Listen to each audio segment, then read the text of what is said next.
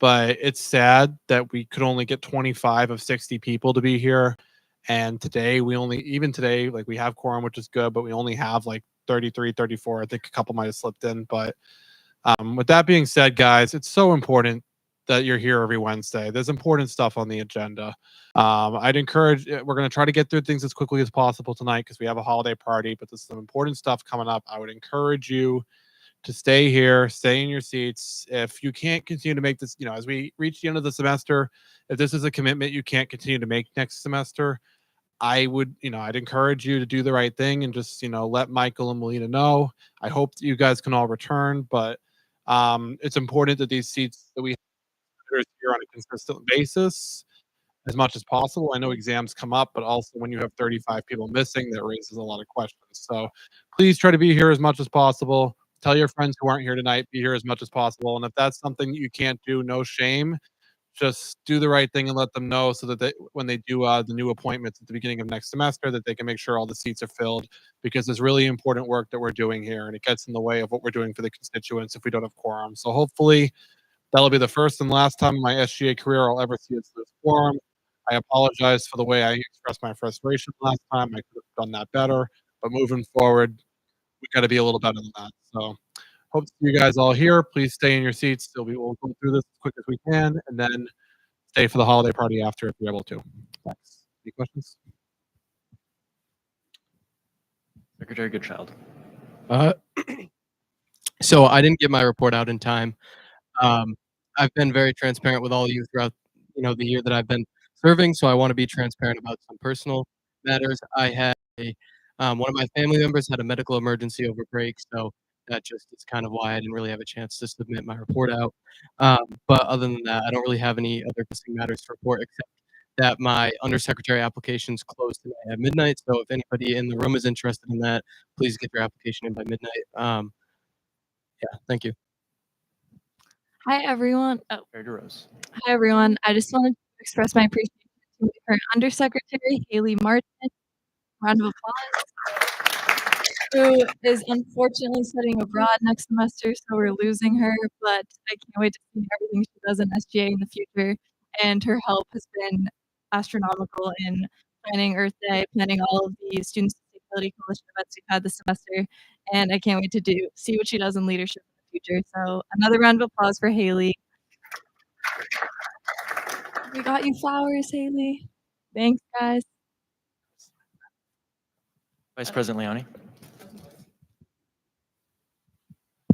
Just a point of information. I just want to really say thank you, Haley, for all the work you've done this semester. She is the undersecretary that's been to every cabinet meeting this year, and she's deeply dedicated. So a lot of times undersecretaries don't really get their flowers, quote unquote. But you deserve it. So I'm glad that you got them tonight, and thank you for all the hard work that you did this semester. And I hope you have a great time studying abroad in Prague next semester. Awesome. I just had a few points to make. First, I sent an email to every senator about signing up for coordinating council. We currently do have 6 senators who have signed up, so thank you to those who signed up. But if you're still interested, you can obviously still sign up and we can appoint you to the coordinating council. That'll be going up next Senate meeting. Also, just a reminder about subcommittee attendance. I've been seeing the attendance tracker for subcommittees, and if you signed up for subcommittee, please try your best to attend those meetings. You signed up for this responsibility. Talk to your chair if you have to kind of reset expectations with that, but it's very important. Next ESO events are due next Wednesday, I believe. So reminder, 2 ESO events you have to attend. Also, congrats to President Humphreys. He has won longest reports for this week. That's what the star means on the reports packet. And also, holiday party after Senate today.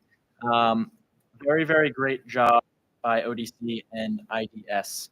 And thank you so much for putting this on. It's going to be very exciting. But those are all the updates I have. So, Speaker Office. Hi, everyone. Everything's pretty much in my report out, but I just have a couple things that weren't in my report out. I just want to let everyone know that you have 2 ESO events to attend every semester. Those SABs, the advisory boards, do not count as ESO events. I just want to make that clear. I've gotten a couple emails, a couple people asking me if those count. Those do not. Please email me or connect me at the end of the meeting if you have any questions about that.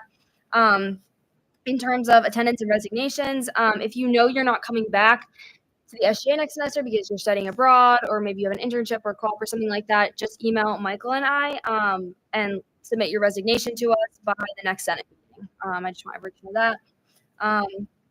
Something else, what Michael's saying kind of about the subcommittees, and you signed up for that. I echo that completely with SGA. If you're a senator, you signed up to be in the spot. There are many people that wanted your spot, but you got that spot. You were, voted on by your constituents. So I would encourage attendance. Attendance has not been the best this semester. I've made some resignations because of attendance. So just for next semester, I really want to encourage everyone that you can use the excuse absence form, but please try to attend as many Senate meetings as you can. And then the last thing I want to say is obviously the holidays are around the corner, and I just wanted to tell everyone that Michael and I are super grateful for all of you. You all make such a big impact on this campus and in the SGA, and we're just very proud of everyone. So thank you. Definitely. All right. We'll be going to committee of the whole. So does there exist a reason to call in session the committee of the whole? All right. Seeing none, we'll move on with the agenda. All right. No special orders were submitted to the Office of the Speaker. We'll now consider Resolution 7, a resolution in support of the fiscal year 2026 SGA operating budget, non-binding agreements. Chair Stamen. Yes.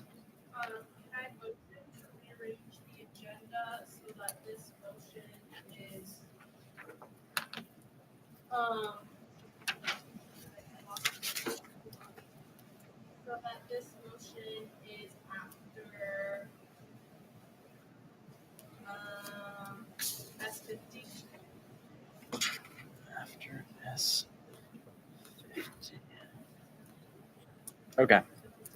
Is there a second? Second. Chair Stamen, do you want to explain or do you yield your factual description? To explain why I'm motioning to rearrange the agenda. We have some ways and means centers who wanted to be present for this motion and are currently in the middle of exams, and they get out at 7:30. Okay. Second has been received.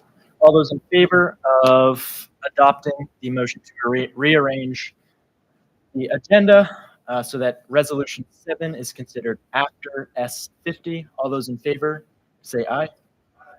All those opposed say no. All those abstain say abstain. The ayes have it, and the motion is adopted. The Senate will now consider S49, a motion to appoint Liana Rice to the position of Undersecretary of Sustainability, sponsored by Chair Centenaro and the Committee on Administrative Affairs. I invite the sponsorship up to make a factual description.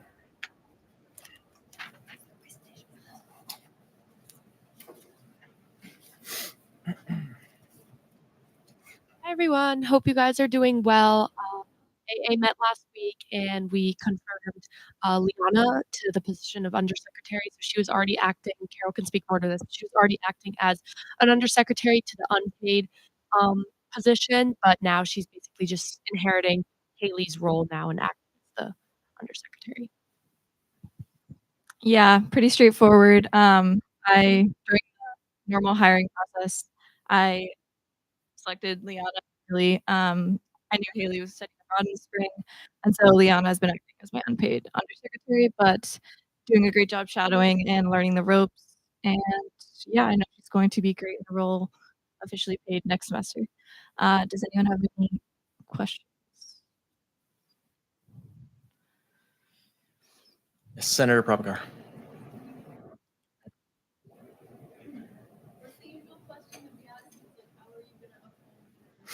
The oath of office.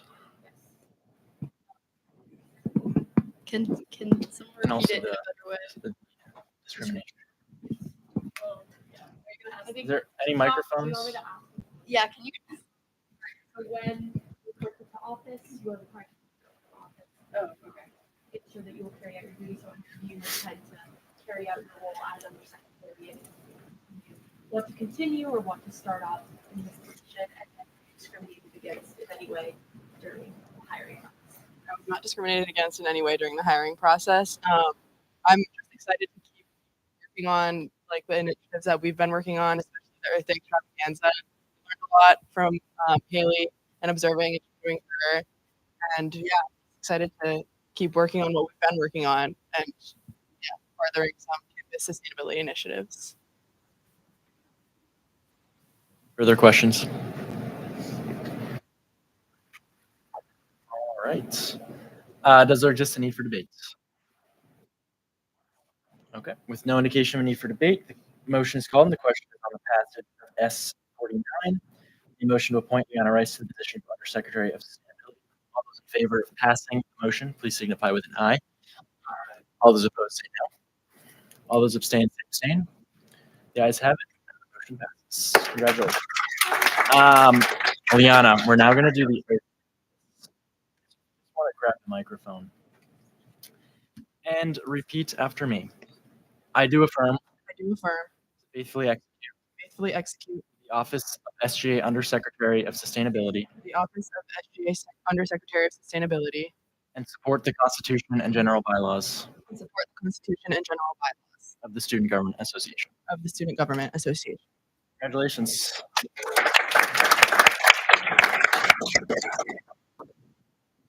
All right. The Senate will now consider S50, a motion to amend Title 8, Chapter 21, Section 4 of the General Bylaws. This motion was reviewed by the Committee on Administrative Affairs on November 21st and was reported with amendments, which you can find in the agenda. The chair will now read the entirety of the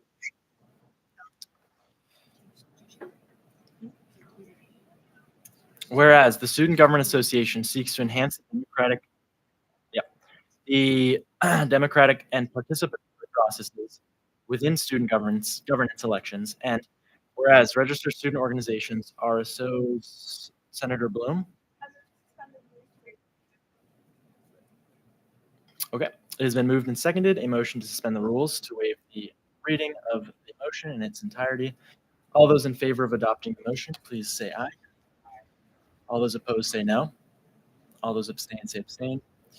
The motion is adopted. All right. The sponsorship is now recognized to make a factual description. Everyone again. So as per the original sponsor's request, which is our Attorney General, I recommend you to table this back to AA.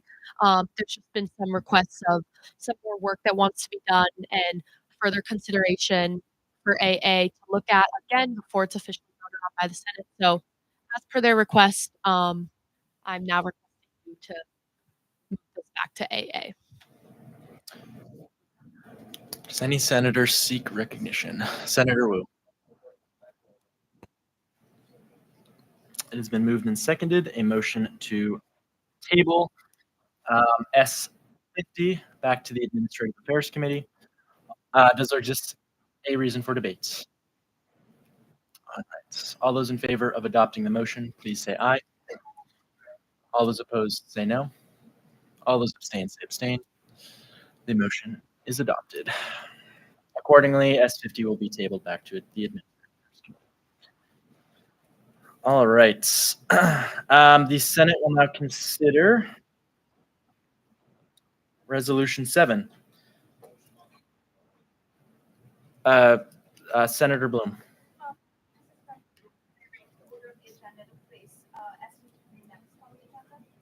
S53. Okay. S53, a motion to allocate winter pay for the winter 2026 intersession. Is there a second? The sponsor of the subsidiary motion may make a factual description. Senator Bloom. For the subsidiary motion to rearrange. I'd like to that we get financial motions out of the way, as not to miss. Thank you. All right. So it has been moved and seconded. A motion to rearrange the order of the agenda to consider S53 as the Senate's next order of business. All those in favor of adopting the motion, please say aye. All those opposed say no. All those abstain, say abstain. The ayes have it, and the motion is adopted. All right. The Senate will now consider S53, a motion to allocate winter pay for the winter 2026 winter session.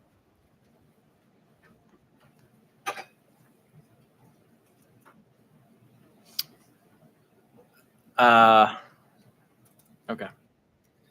The motion reads, a motion to allocate $10,417.50 to winter pay for the President, Vice President, Speaker, Associate Speaker, Secretary of Finance, Secretary of Veterans Affairs, Chair of Ways and Means, Chair of Outreach and Development, Secretary of Public Relations, Chair of Undergraduate Registry Oversight, Chair of Administrative Affairs, Chair of Undergraduate Services, Chair of Academic Oversight, Chair of Social Justice and Empowerment, Secretary of University Policy, Secretary of Sustainability, Undersecretary of Sustainability, Secretary of Technology, Treasurer, Chief of Staff, Deputy Attorney General, and 4 conduct advisors for 6 weeks of winter intersession and 1 week of finals.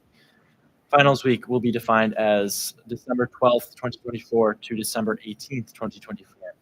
Winter intersession will be defined as December 19th, 2024 to January 30th, 2025. Sponsored by Senator Bloom, President Humphreys, Vice President Leone, and Secretary Bellerive. Sponsorship is recognized for a factual description. Do you have that amendment ready to motion after reading? Hi. Hello, everybody. So basically what this is we are allocating winter pay for this winter. It's a limited, each officer is receiving a limited number of hours. This is pretty standard practice. We've done this like we did this past summer. We've done it in past winters and summers. The reason that we are doing a motion here tonight is because it wasn't initially allocated in the budget, so it's going to be pulled from the discretionary fund. To be clear, that is money that has already been allocated. It's just we are now designated that to winter payroll, and we're doing a motion to make sure that it's compliant and that we're being transparent about how we're spending that money. That being said, we are going. This is how they did it last year, as well as how we did it in the spring. So this is how we've been doing it for a couple of years. Next year, we're going to go back to, instead of pulling from discretionary, having this already kind of in the budget. But for this year, we have to do this just because it wasn't previously allocated. However, it is coming from discretionary fund, so it is money that was allocated, just not for the specific purpose. And because it is payroll, we do have to do a motion in order to make sure that that is codified. So with that being said, like this is what the last administration did. This is what this administration's doing. And we are going to make an amendment. We are going to request that the Senate make an amendment. Because of our tight time table, we had to send this out shortly before Thanksgiving break. Some people had already gone home, and some people, reasonably took the Thanksgiving weekend off. And there were a couple people that on Monday realized this was happening after it was the motion deadline and wanted to also receive a couple of hours for winter pay. Again, every position's being paid a limited amount. They're not getting their full amount throughout the winter. And I have sent the amendment to Speaker Flanagan so I can show that to you guys. It's only a couple of people that are being added, but I am going to request that the Senate do make that amendment so that those officers can receive their pay. This is important because over the winter we do a lot of work on our projects. We still meet with administrators. They still work all winter. We still have like our cabinet meetings. We still check our emails and respond to them. And we still work on SGA projects to ensure that we can continue moving forward as an SGA. So even though we don't work as much, we do some work, which is why we're allocating these hours to ensure that all of our officers can do the work that we need to do to move the SGA in the right direction. And we were very productive this past summer. We had we got a lot of good work done. We got a lot of our projects prepared. Everyone did strategic plans for this semester. We had cabinet meetings. Everybody had meetings with administrators and project-based meetings. We had a very productive summer, and we're hoping to have a very productive winter as well. So I asked Senate to approve these hours with the amendment because it'll be super important to making sure we can continue to do work over the winter and put ourselves in a good position to have a strong spring semester. And again, this is money that's already been allocated in our budget. It's just right now it's sitting in the discretionary fund. So what this motion does is just designates the discretionary fund money to payroll. I'm just gonna say that I looked over the budget and I allocated this a long time ago. We're just doing the motion now because winter is quickly approaching. But yeah, the budget is all set. The discretionary fund has enough money for this, and like I said, I allocated winter pay in our budget, so we won't have to do this at least for next year. Hopefully, in future years after that. But unfortunately, this year we do have to do this as it was not allocated for in our budget. And also, I would just like you guys to keep in mind, just for the sake of continuity and keeping progress, just for a smoother transition into next semester, it's very important that people have at least a few hours each. Again, it's already allocated. So yeah, I definitely encourage you to consider that. Questions? Senator Lewis. Motion to amend. Okay. So the amendment is on the screen. Is there a second for the motion to amend?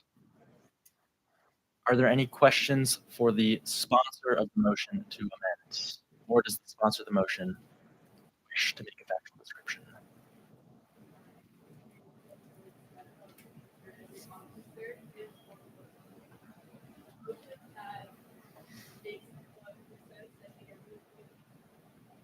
Okay. All right. Does there exist a need for debate?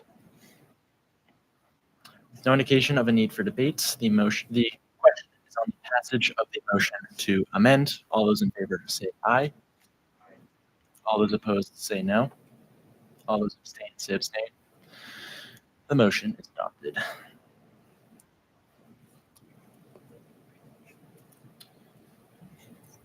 Any questions? Yes, Senator Pella. I'm just curious about the 4 conduct advisors. I think there's currently 7 total. I'm curious about what they do during the winter and why 4. So 3 of the so in the amendment, it's up to 5, but we have 3 of the conduct advisors leaving, like at the end of the semester, so they won't be working over winter, but they will still be checking emails and stuff, being in contact with administrators, SLSO, again, just for a smoother transition. But we have 7 conduct advisors right now, so we have 3 left. Did you wanna? It might be the zeros. We'll see. If not, you can take it after. A lot of times, what admin likes to do during room checks is they like to basically make people go to cases over winter break on Zoom.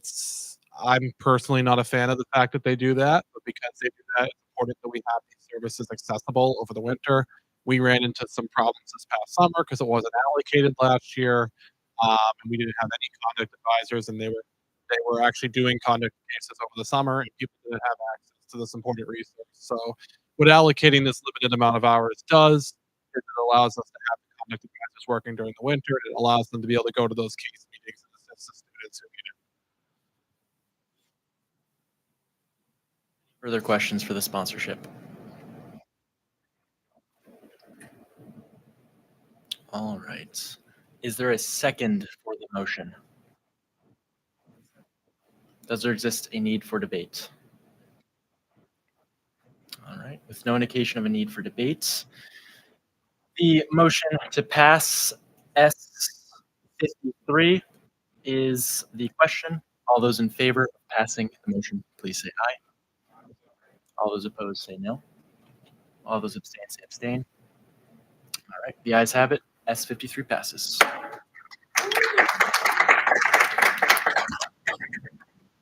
The Senate will now consider Resolution 7, resolution in support of the fiscal year 2026 SGA operating budget non-binding agreement. The chair will entertain a motion to suspend the rules, so the speaker does not have to read the entirety of the motion, as I read the entirety of the last meeting. Chair Stamen, to rearrange the agenda. To what?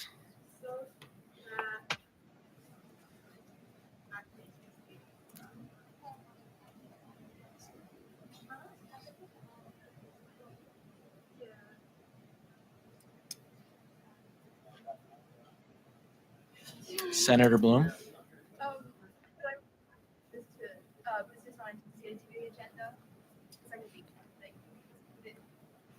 separate motion? Rearrange it and have it go next.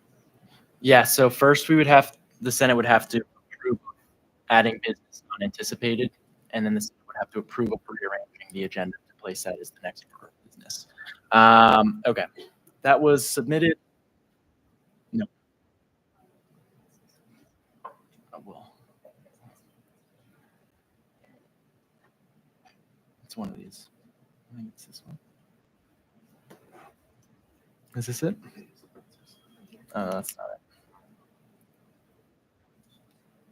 Oh, it's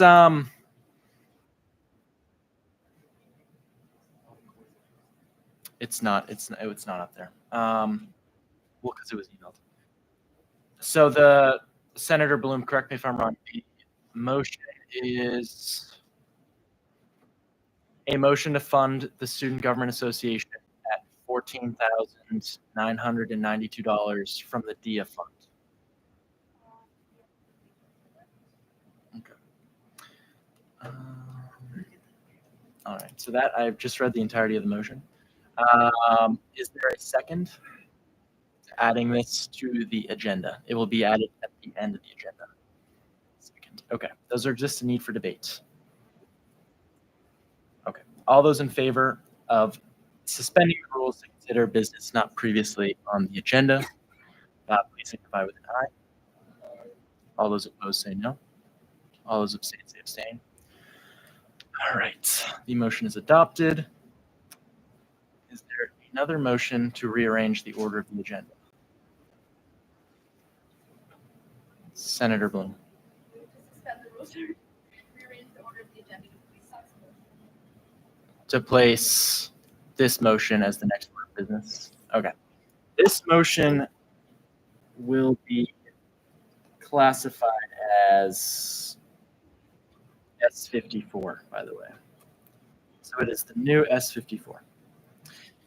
Second. Okay. All those in favor of suspending the rules to rearrange the order of the agenda to place S54 as the Senate's next order of business. All those in favor of adopting the motion say aye. All those opposed say no. All those abstain say abstain. Motion is adopted. All right. The Senate will now consider S54. Motion to fund the Student Government Association at $14,992 from the DIA funds. Yes, that is up there. Right. The sponsorship is recognized for factual description. You want to start with the explanation that I can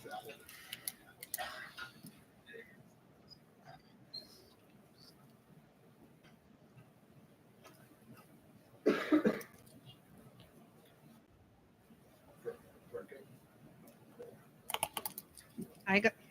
Can you guys hear me? Hi guys. For those who don't know me, I'm the chair, secretary of diversity here, and today we'll be talking about multicultural night. So yeah, and this is just like a table of content of what we're going to be doing today. And first, I'm going to give you guys a brief overview of what multicultural night is for those who are freshmen and who have never attended, and then like alignment with what the school's mission for diversity, equity, and inclusion is as well as like the cost breakdown, everything, marketing plan, and we'll just go there and stuff and everything. But first, I want everybody to take out their phone and get their tickets. It's totally free, so I just want everybody to just make sure that they have their ticket and actually show up to the event as well. Show up, guys. This is one of our biggest events of the year. Let's be there. It's good stuff. Great food. Yes. Senator Bloom. Would this count ESO event after the 10th? Well, historically it has, but because it's after the deadline, you have to get them in before the deadline. Everybody has their tickets? Yes. Point of information for cabinet members, because we're also doing our own ESO event thing. that is fine for cabinet ESO because we establish a deadline.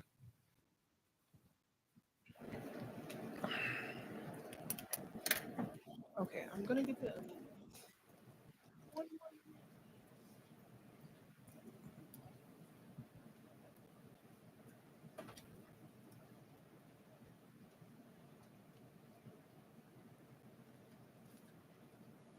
I need to do this.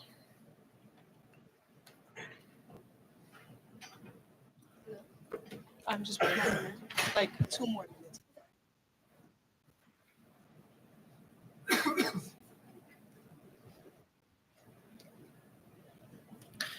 By the way, just a point of clarification here. The correct order or the current order of the agenda is reflected in the motions packet. I'm even getting a little confused. But after this, it's currently Resolution 7, S51, and then S52. And again, I have just updated the motions packet.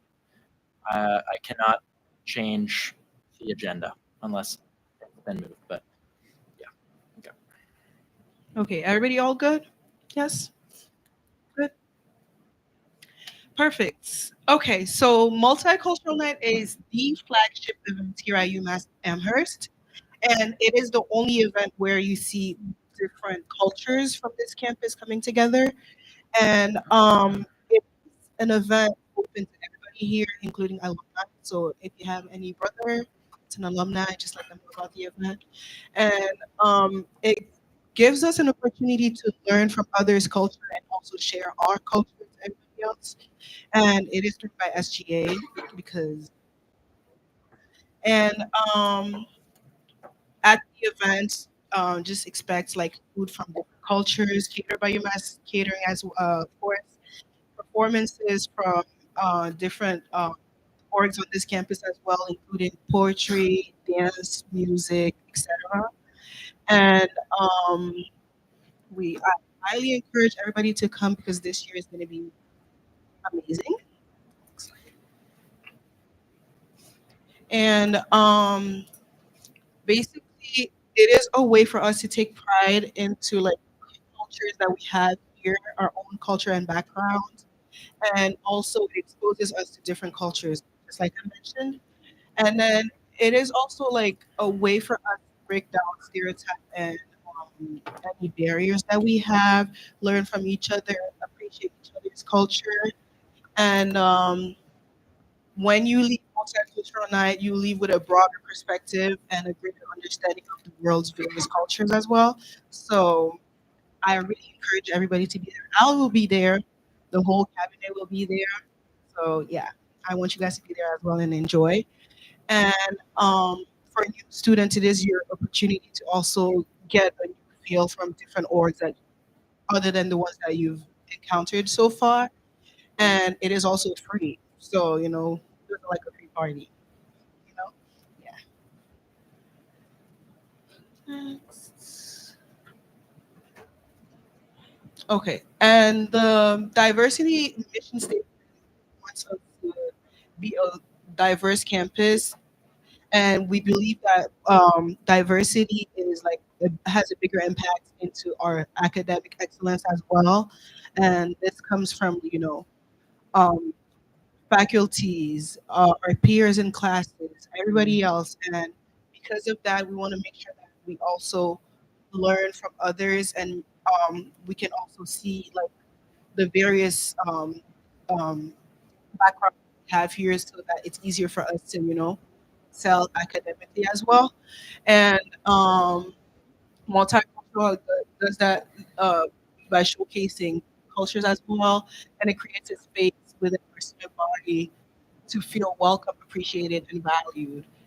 And we are so far there's 16 orgs that we're collaborating with for multicultural nights. So expect to learn from 16 different backgrounds and groups as well. So yeah, and these orgs also contributed to our song list as well as the atmosphere of the events, including like the performances as well, or the food.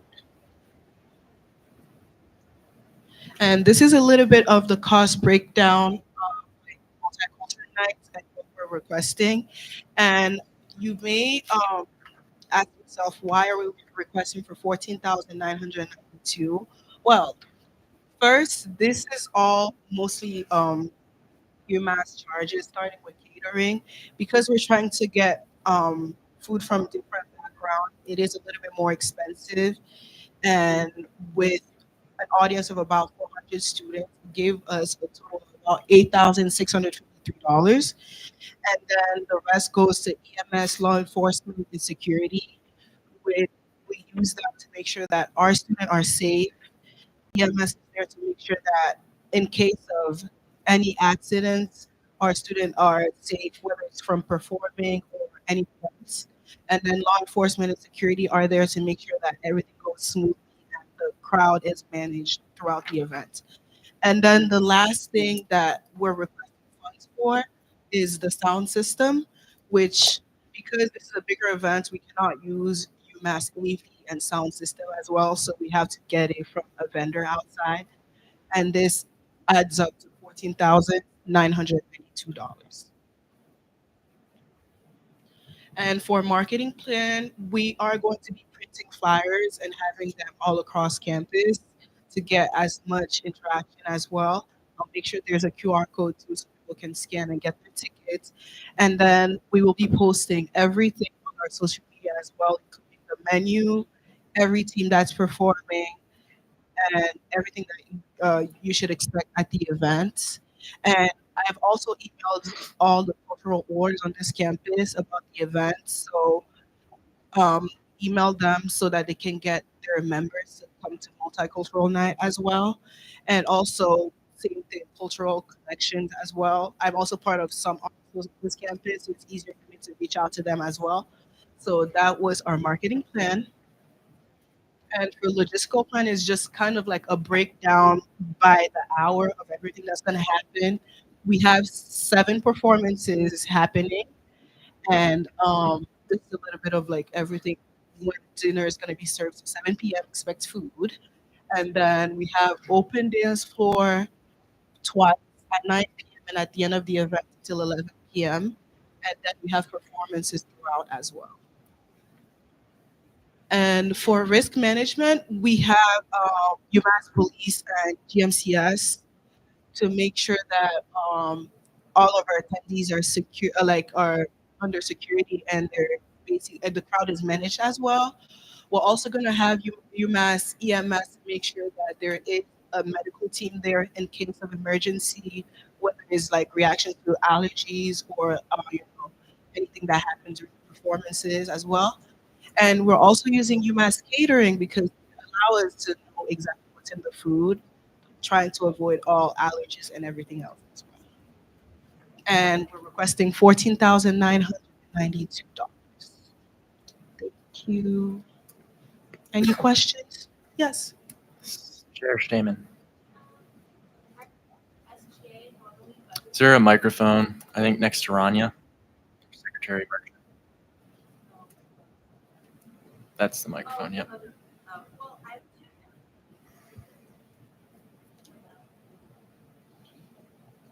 Hello.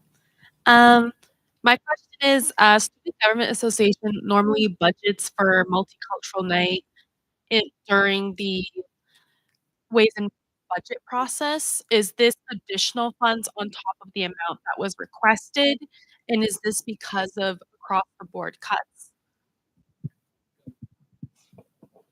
Secretary Bellerive, with a point of So actually, Multicultural Night wasn't budgeted for last year.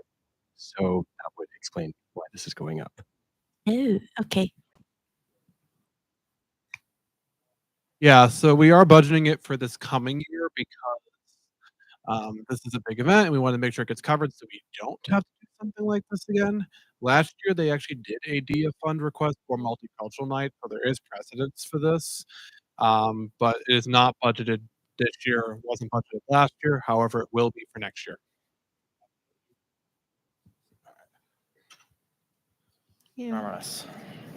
Point of information, I went to Multicultural Night last year, and it was one of the best experiences I've ever had at UMass. I've only been here for 2 years, so I encourage everyone to go. Like I said, there's 16 different artists like that are there and performing, and it goes on for so long that you can stop by at literally any point. But I definitely would encourage everyone. Senator Prabhakar.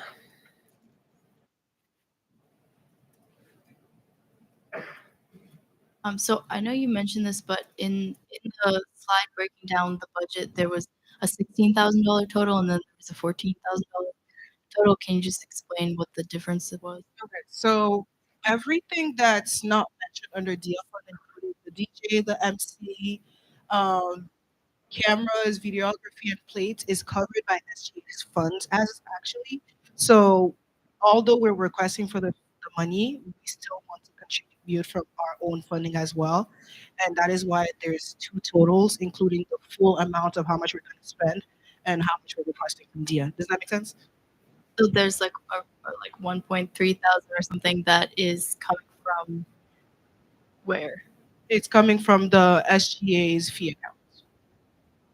Okay, like money that was right. The money that was allocated to the Okay. to the, Okay, the but and so do you have to go through another process to request that money? Secretary Bellerive. Point of clarification. So I allocated that amount from discretionary fund, so we don't have to do a motion for that since it's not payroll. The only motions that have to go up just regarding the fee account are payroll adjustments. But no, I just use the discretionary fund to cover that extra.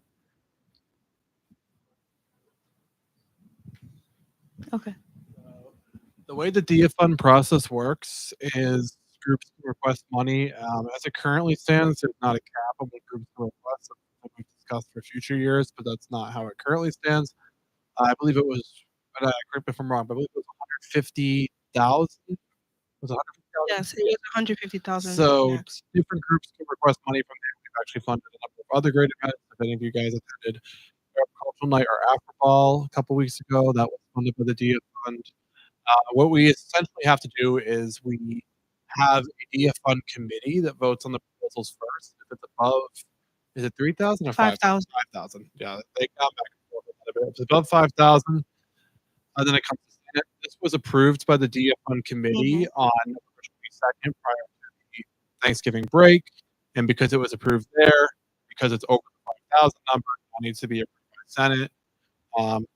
This is not covering the entire cost of Multicultural Night. The rest of it is being covered by money from the discretionary fund. However, this is to cover a portion of it, and then starting next year, we have it pretty well budgeted for in our budget, but obviously that wasn't the case for this year. Any additional factual questions?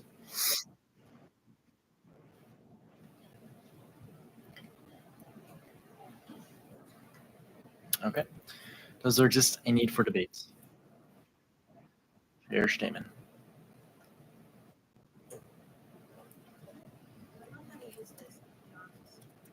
There's a button on the top. Where it says switch. Hello? Oh, okay. This is interesting.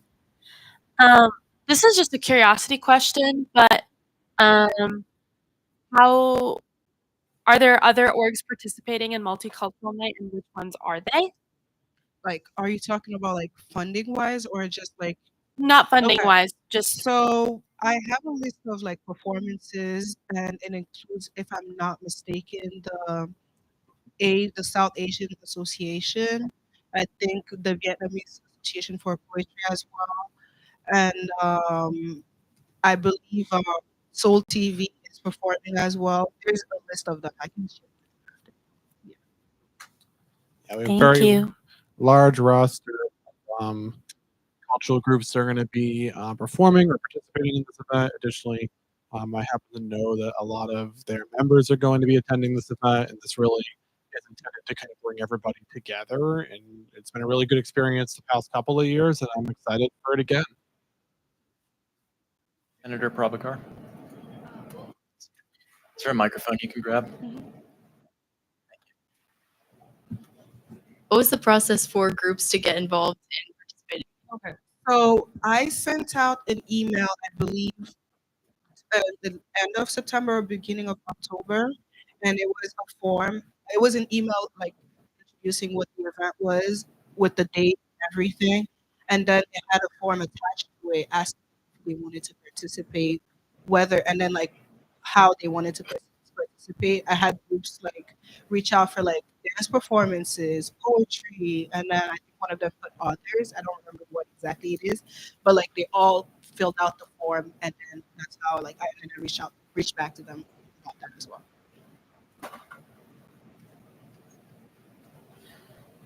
Additional questions?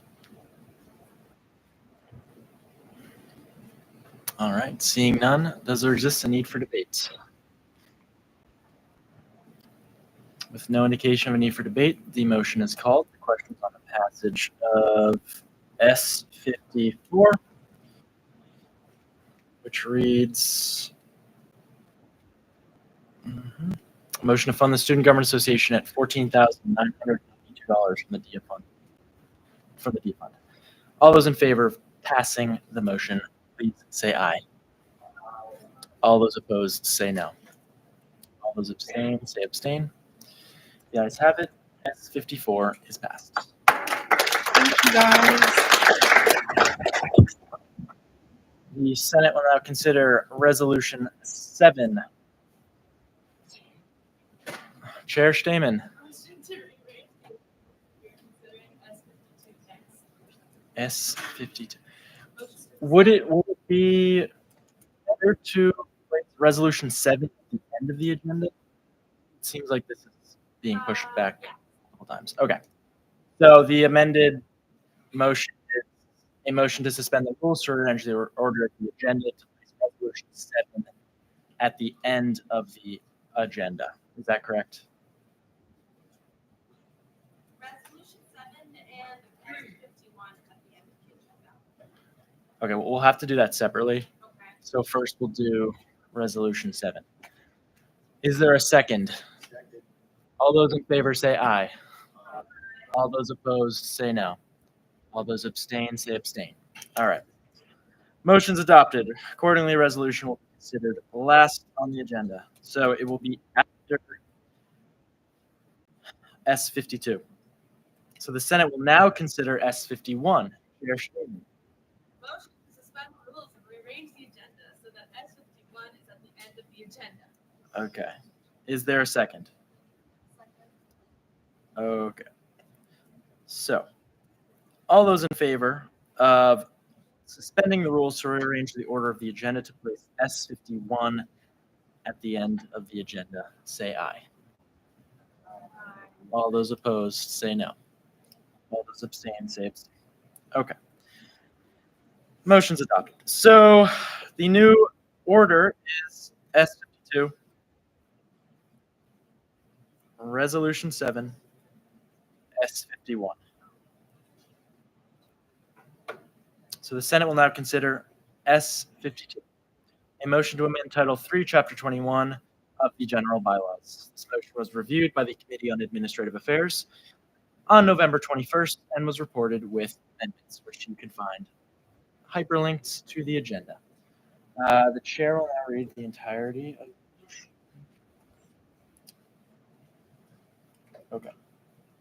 Whereas the Student Government Association is committed to supporting and advocating for underrepresented communities, including veterans, reservists, and active duty service members within the University of Massachusetts Amherst. And whereas military affiliated students face unique challenges, including integration, health, safety, and deployment related issues, which require dedicated attention and advocacy from the SGA. And whereas the amendments to the Secretary of Veterans Affairs bylaws enhance clarity, accountability, and outreach by specifying duties such as maintaining office hours, fostering communication with university offices, and engaging in proactive collaboration with the ROTC and Dean of Students Office. And whereas the requirement to establish an effective feedback system ensures that the voices and concerns of all veterans on campus are heard, addressed, and acted upon in a timely manner. And whereas the inclusion of regular outreach to veterans organizations, the Amherst community, the campus, departments such as, Chair would prefer to read the entirety of the motion. It's almost right. Campus departments such as Veterans Benefits Office and the Bursars And the bursar ensures comprehensive advocacy and support for family-affiliated students. And whereas serving as an ex officio member on the Social Justice and Empowerment Committee and the Outreach and Development Committee ensures that the perspectives of veterans and underrepresented minority groups are included in broader campus initiatives for equity and empowerment. And whereas requiring contributions to the veteran newsletter improves communication and visibility of Veterans Affairs efforts and accomplishments, fostering transparency and engagement with the campus community. Therefore, be it enacted that the Undergraduate Student Government Senate adopts the proposed amendments to Title III, Chapter 21 of the UMass Amherst Student Government Association General Bylaws immediately. Sponsored by Chair Centenaro and the Committee on Administrative Affairs. The sponsorship is now recognized for factual description. Hi, everyone, again. So last week, AA reviewed this proposed amendment sponsored by myself, the Attorney General, and Charlie over here, our Secretary of Veterans Affairs. Again, Charlie can speak more to his reasoning with the amendment. He's trying to build up this position, so that also means obviously building up the bylaws that go along with it. So AA had a lovely, lovely markup session last week where we got the chance to make some amendments just to obviously. Do you want us to maintain consistency in the bylaws, language stuff? It's the next one. You want us to present the amendments? Yeah. Okay.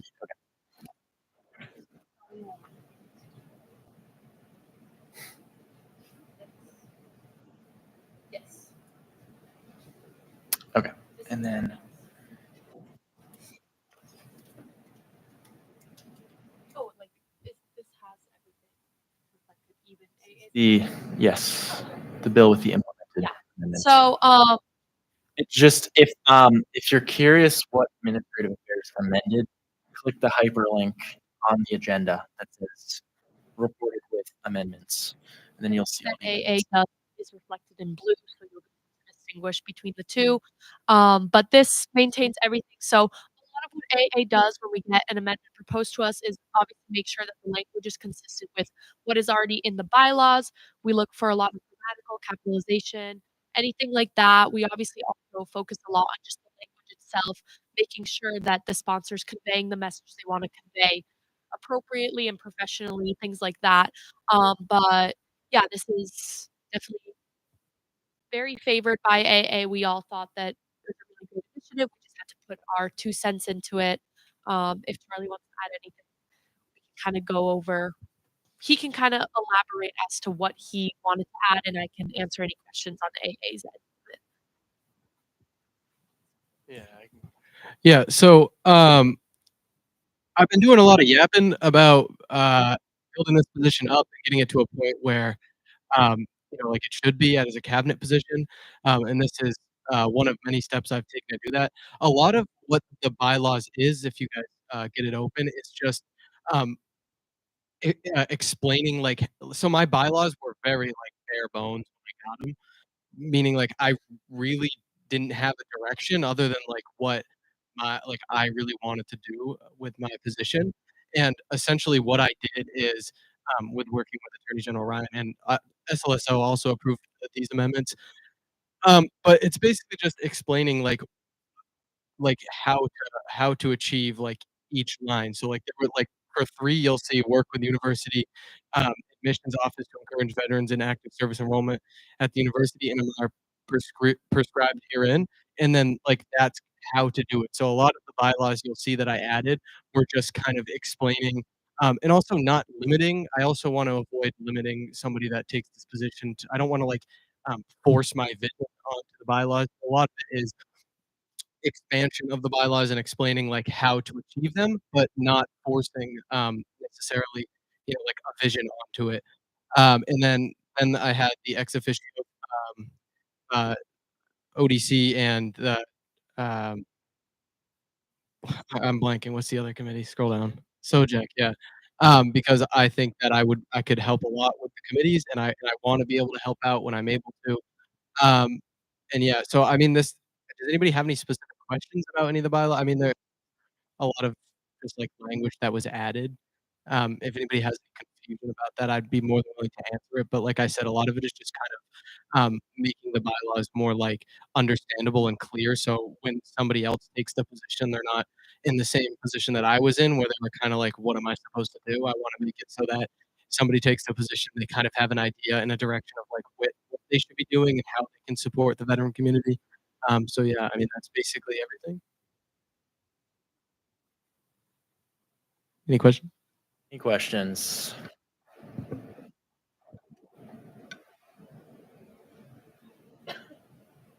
Oh, I also just want to say thank you to AA. They were very interactive. I felt very involved in the committee, and I felt like my voice was elevated when they were helping me out with with some of these amendments. So I also want to just say thank you to them for that.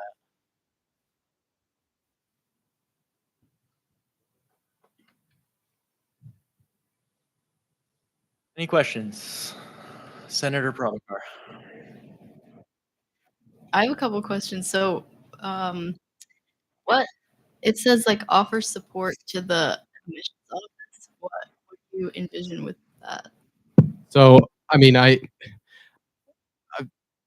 yeah, I mean, basically just reaching out and offering support if they need. Like I said, a lot of my work has been building out the position, so there's really like no precedent or anything I could find previously of support of the admissions, but it is in the bylaws. So I want to be able to, support and achieve that if possible. So I mean, If if I that answers. remember correctly, that line was already in the bylaws, and during AA's review, we realized that the name of the position or the name of the office that was referenced in the bylaws was outdated. It was no longer called, it was something like admissions office. I don't remember exactly what it was. Huh? Admissions and engagement. Or something Yeah, like that. and so we obviously flagged that for a second, and AA has the ability to not only amend what is being presented to us, but once we see the entire document, we're allowed to amend what's already even there that Charlie didn't bring to our attention. So we saw that that office name was outdated, and like he said he didn't have any intention of striking that out of the bylaws. So we just updated it to what it's now called, which is UMass Admissions Office, whatever is reflected to be now. Yeah, good question. Anything else? Any other questions?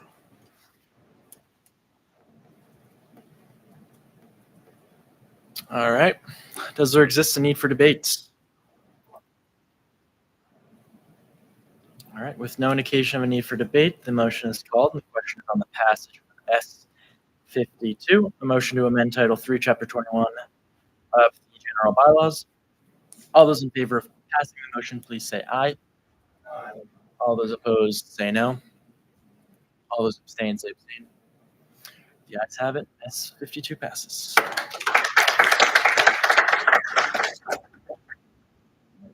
Senate will now consider Resolution 7, a resolution in support of the fiscal year 2026 SGA operating budget non-binding agreements. This is not written in the agenda, but this resolution was reviewed by the Senate November 20th and was tabled until today. The chair will entertain a motion to suspend the rules so that the speaker doesn't have to read the entirety of the motion as I read it last time. Yes, Senator Wu. Is there a second? All those in favor say aye. All those opposed say no. All those abstain say abstain. Ayes have it. Motion's adopted. The sponsorship is now recognized for factual description.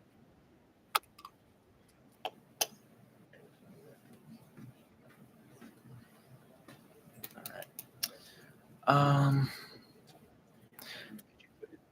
you put it on the screen? Motion back.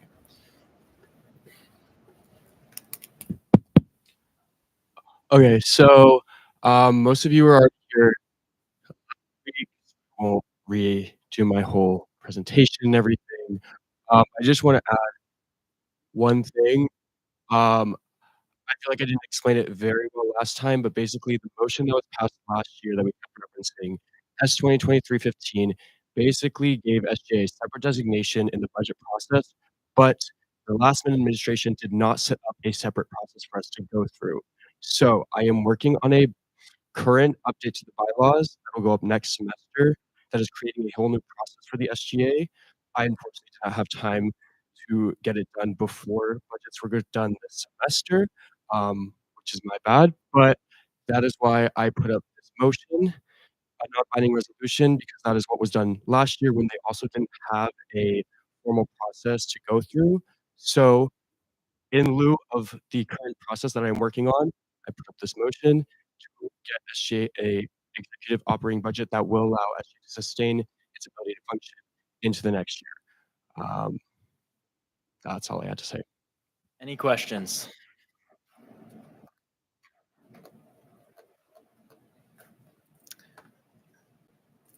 Vice President Leonard, we're now considering resolution 7. Okay. Any questions? Is there a second? As the motion was not recommended by a committee. Does there exist a need for debates? All right. A parliamentary debate motion now in. Each member may speak for or against the motion with a time limit of 2 minutes per speaker. The chair will give one warning tap of the gavel and 30 seconds for senators who are in opposition to the motion that would like to participate in debates may be recognized by forming a clear line behind this microphone. Senators who are in favor of the current state of the motion may be recognized by forming a clear line behind this microphone. I'm sure we've heard this spiel before, but just a few reminders. Alternating fashions, starting with the opposition. Make sure you direct all comments, questions to the chair. For non-voting members, for the president, vice president, executive cabinet, for them to participate, they must have the floor yielded to them by a senator. So the senator would say, "I yield my time to whomever."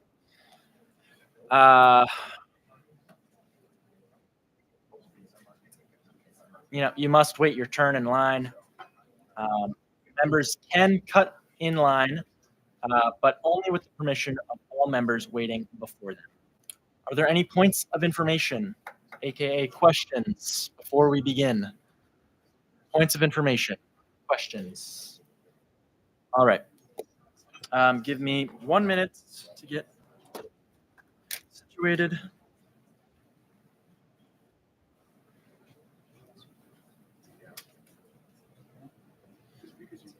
Okay. A senator in opposition to the current state of the motion. 2 minutes starting now. Is this on? Okay. Okay. So I'm not necessarily 100% opposed to this. Thank you. This resolution, I just have some potential amendments and questions regarding the phrasing of the resolution. Is the senator moving a motion currently? Not. I have a not right now. question first. So my question would be if I could get some more clarification on the whereas statement for whereas in the event of a complete budget cut, the SGA would both violate the general bylaws of the SGA and negatively affect all ESOs. And is this where I have a motion to amend? Yeah. Sorry. Do you want to ask the question first, or do you want to amend first? Do you yield the time for someone to answer the question? Okay. Okay. Member in favor can answer the question right now. Can you turn the microphone on? Okay. Senator Trung, please repeat the question. Can I get some more context to the last whereas statement? Feels more like a questioning period type thing. Debate can be used for questions. Secretary Belrive. Yeah, so they just used, so I used that line from the previous motion that was done last year because that is the normal format for the non-binding resolution that has been used in the past. I don't particularly think that it's a necessary thing to include. You can change the wording to a partial budget cut will limit operations. That is the same thing in my opinion, but if you think that that would be better, I don't have a feeling either way. All right. The side in favor still has 1.5 minutes.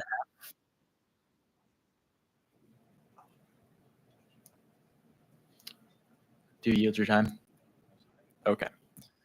A senator in opposition to the current state of the motion is recognized for 2 minutes. Senator Nevins, your time starts.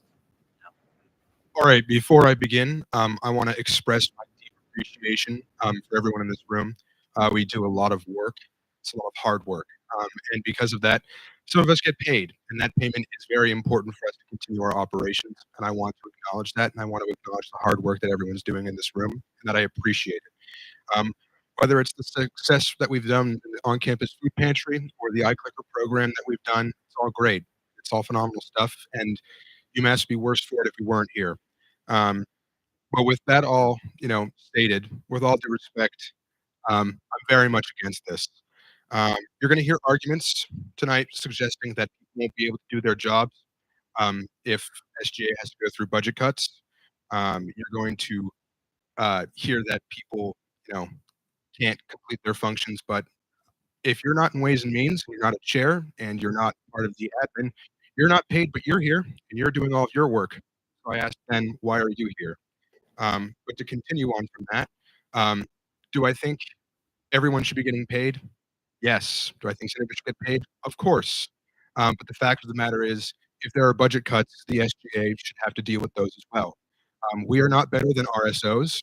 The people in this room are not better than the people outside of this room. Just because we are the SGA and we allocate budgets and what does it say? Our mission statement places us at a central role for operations of all ESOs. Well, the operations of ESOs is they need to get funding as well. And if we're exempting ourselves from these budget cuts, but saying, well, you have to do budget cuts and you have to do budget cuts, but those budget cuts that I'm putting on you, well, I don't have to do those. I understand that people in this room deserve to and need to be paid, but people in RSOs deserve to get funding as well. And it is an overreach of power to be doing this. I think it is grossly unfair. Expired. A member in favor is recognized. First, does a senator yield their time to the president? So I'd first just like to know, there is an amendment being proposed by Senator Trump to add a portion about having SLSO, double check to make sure it's compliant with VPN. I'm willing to come out in favor of that amendment. I would be okay with the Senate passing that. However, I think that it's extremely important that we pass this non-binding resolution tonight, because we have to remember the SGA is a separate entity. It's not to say that we are above, but we are not an agency. And in order for us to make the reforms that are necessary to ensure that everyone can be funded, we need to have the hours to pay our officers. If we want to fix this crisis, we need the people here doing the work. It is essential. If we cut the hours, all that is going to do is it's going to slow down our ability to fix our budget registry shortcomings. And that is what, since I ran for office, this is why I truly believe in accountability and transparency. I truly believe that the SGA, we should not be higher than anyone else. However, I also recognize from a feasibility standpoint, in order for us to make the changes that need to be changed, we need to have those hours. I can tell you, my team works very hard day and night, and actually has been many people, including myself and many of my hardworking team members, have been working more hours than they are paid. They are doing unpaid work for the student body. So I'd highly recommend passing this. We need these funds in order to be able to make the reforms necessary to ensure our club is supported and funded. Thank you. The side in favor still has 17 seconds, unless they yield their time to the opposition. Senator Bloom. I would just also like to clarify there's a difference. Again, I believe that RSO should also get funding and stuff, but funding and getting paid for a position, I think that's different, and it's worthwhile to take into consider that difference. Time has expired. Senator in opposition to the current state of the motion is recognized for 2 minutes. Senator Germain. So I think that this is the wrong message to send by passing this, to say that the SGA is $400,000 in debt, but we don't have to face any repercussions for that. We don't have to take any budget cuts. That all goes to ESOs. I just think that that's the wrong message to send. And I think that we could in theory, take a little bit of a budget cut. There's 6 conduct advisors that are required in the bylaws, and yet we have 7. I mean, that's an extra, I believe it's $1,200. Now, when we're $400,000 in debt, we could be pinching pennies like a little bit. I think that this is the wrong message to send, that we're almost $500,000 in debt, but we don't have to face any repercussions for that. I yield my time if anyone else wants to. Minute and 10 minutes. Senator has a minute and 10 minutes. I want to just recognize something that Senator Poop said. Senator Poop said this is about wages. Well, guess who has wages? The agencies. Agencies are going to be experiencing 15 to 20% cuts. That's the Collegian. That is WMUA, SEPA, Source. All of these organizations and agencies are going to be losing money for wages if they receive cuts and when they receive those cuts, because they are. If those agencies are receiving cuts, then so should the SGA. We are not better than anybody else. We should be considered equal amongst them because there is nothing that says that we aren't. Secretary Bellarive brought it up that it was going to be SGA was going to be considered separate, but right now it is not. Opposition has 20 seconds remaining. They yield their time to the okay.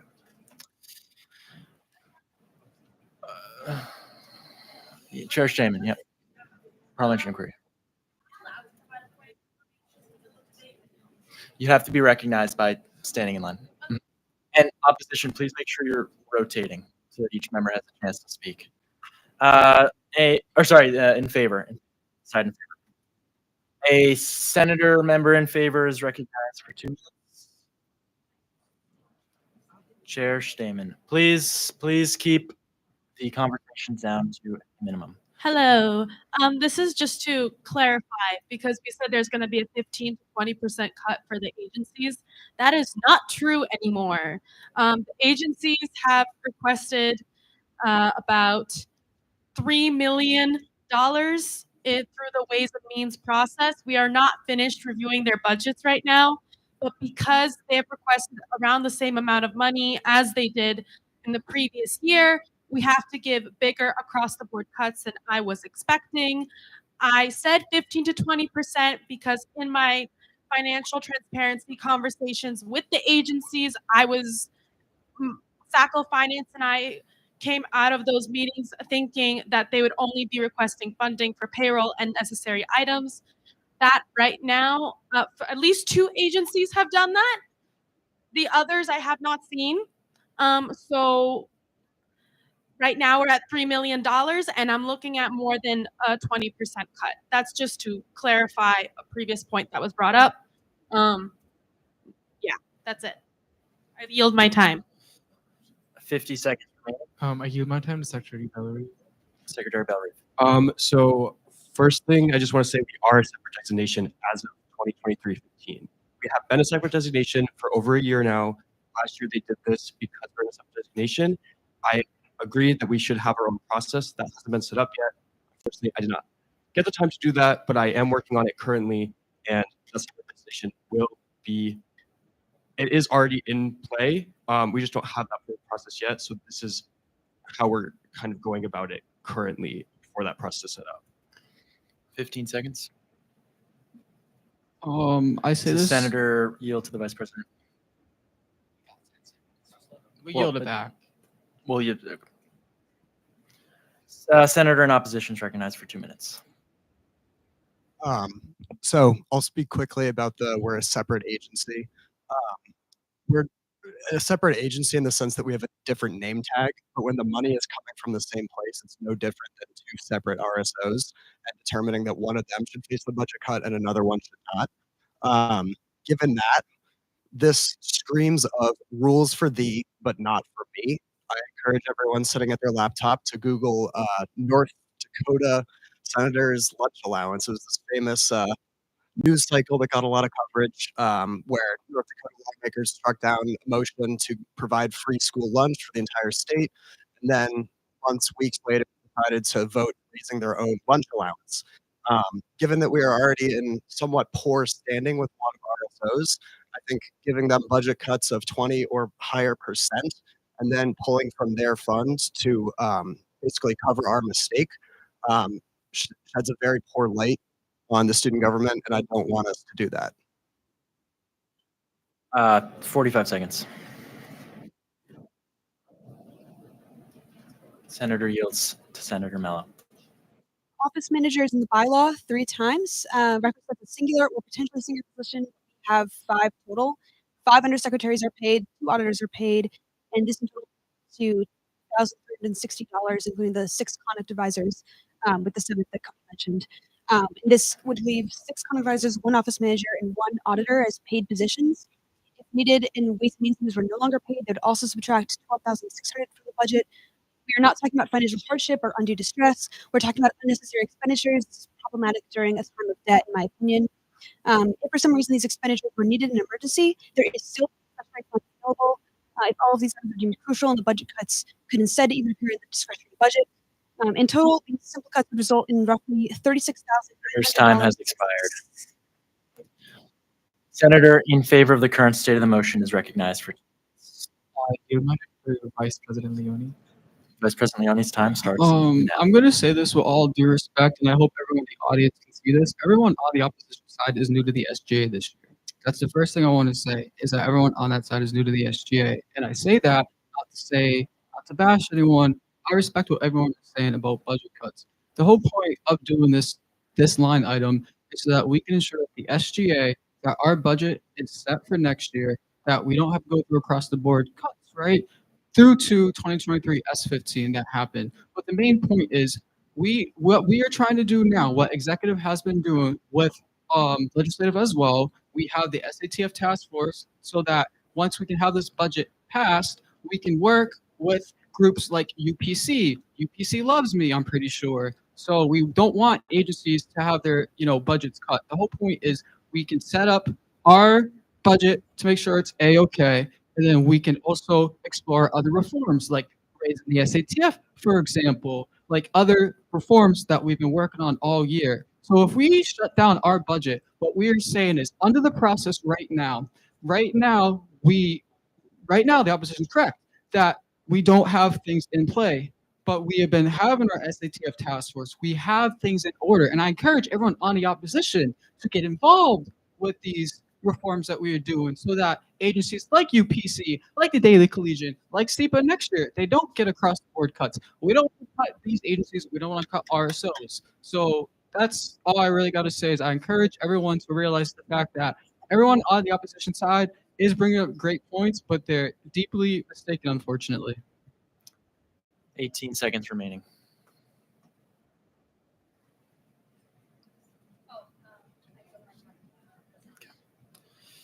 A senator in opposition to the current state of the motion is recognized for 2 minutes. Thank you, Bill.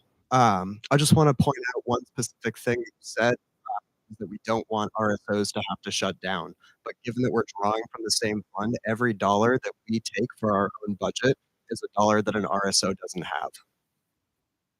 Senator Yield. Also, I just came up here for a question, but concerning what Dale said about saying that everybody here is a new senator, I just find that comment very distasteful. It implies that because we're our new senators that we are not able to access the knowledge that you guys have. We're all really hardworking people who want to make this organization better. So I just want to start off with that. Now my question. So I'm currently, getting paid less than what is usually getting paid. I just want to know that our current payment allocations of the standards, are we doing anything like wrong within like our bylaws and our constitution with how much we're getting paid currently? And that's pretty much what I need to know. 1 minute remaining for the opposition. And I give my time to Senator Wu. I have to agree with a lot of the points that are being made on both sides. I understand why the budget should be passed, or at least why the resolution should be passed. One, I do have to agree that I find the amount slightly atrocious. I have a background in actually balancing books in nonprofits. My father worked as a chief financial officer for one, and I did a lot of work for him. I find that the lines and a lot of what we're doing in accordance with the bylaws is interesting. And I think the fact that, one, I'm a new senator has like just no correlation to the fact that I probably, no offense, have a little more financial understanding of how these systems work as compared to some others in the room. 10 seconds remaining. I yield the time. Just for future points, please make them relevant to the motion itself. That goes for both sides. Senator in favor of the current state is recognized for 2 minutes. I yield the first part of my time to Secretary time. Goodchild. I just want to say about the comment about what Dale said being distasteful. I don't think it's distasteful. I think it's true. I think experience in government teaches you a lot of things, and when you enter a government for the first time and it's your first year in something, you are ignorant to a lot of things. And I'm speaking as someone. This is my first year in SGA. I served as an interim secretary for about a month or two last year, but there were a lot of things I did have to learn and a lot of experiences I had to learn. And The time is paused. Does this pertain to the motion itself? Well, can I speak on the conduct advisor thing? Yes. I also think criticizing hiring an extra conduct advisor is a little silly. The whole argument on the other side is that they're doing this to give back to the students, and conduct advisors directly defend students. So I'm not sure why we're complaining about paying an extra conduct advisor when their whole job is to protect students. So I yield the rest of my time to. How much time do I have left? 1 minute. The first thing I want to say is I see both sides. I also like some points. I think that the amount of work that we do in the SGA for that to be unpaid isn't fair without compensation. We do so much here. It's all for the students. I think it's unfair labor without some sort of compensation. So I just want to put that into everyone's purview. I think the other thing too is there's a lot of conversation about how to fix certain things within the budget and maybe how to budget better, which I think is a totally separate conversation from like what this is and not agreeing on this. I think that needs to like maybe be talked about a little bit more instead of just saying that well, we don't agree with the budget. I yield my time to Senator Bloom. How much time do I have? 20 seconds.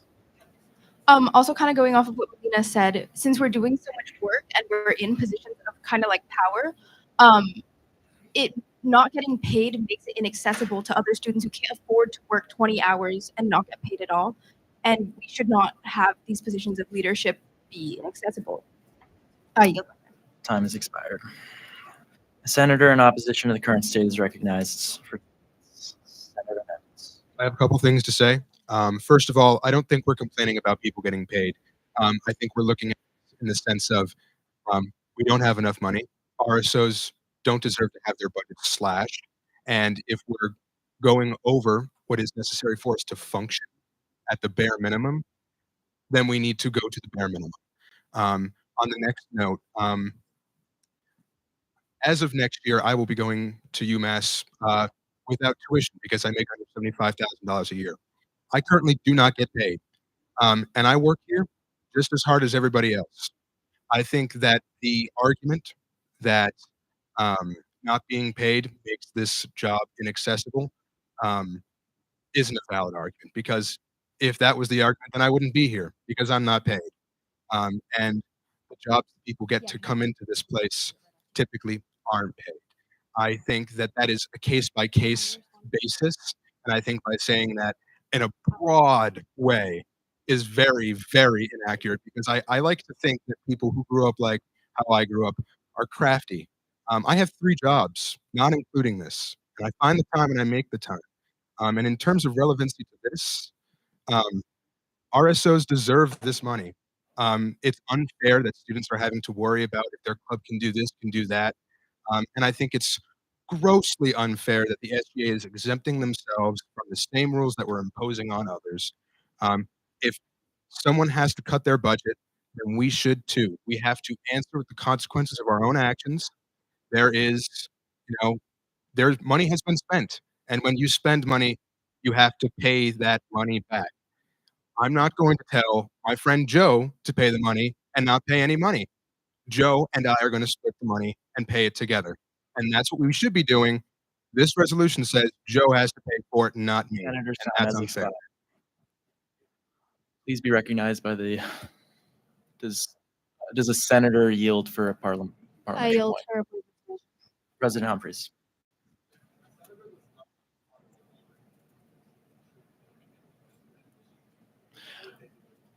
No, the line is for points, motions, comments, questions. And there seems like there's a lack of a line on this side.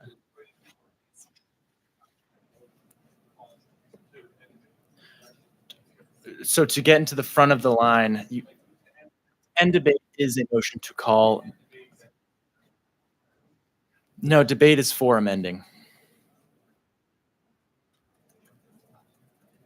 After debate ends, no amendments can be made. So debate is the space designated to amend the motion. Yes. Yes. Yep. Okay. No, you can debate on the amendment in debate. Yes, yes. About the motion in abstract. So a senator in favor of the current state of the motion is recognized for 2 minutes. Is this working?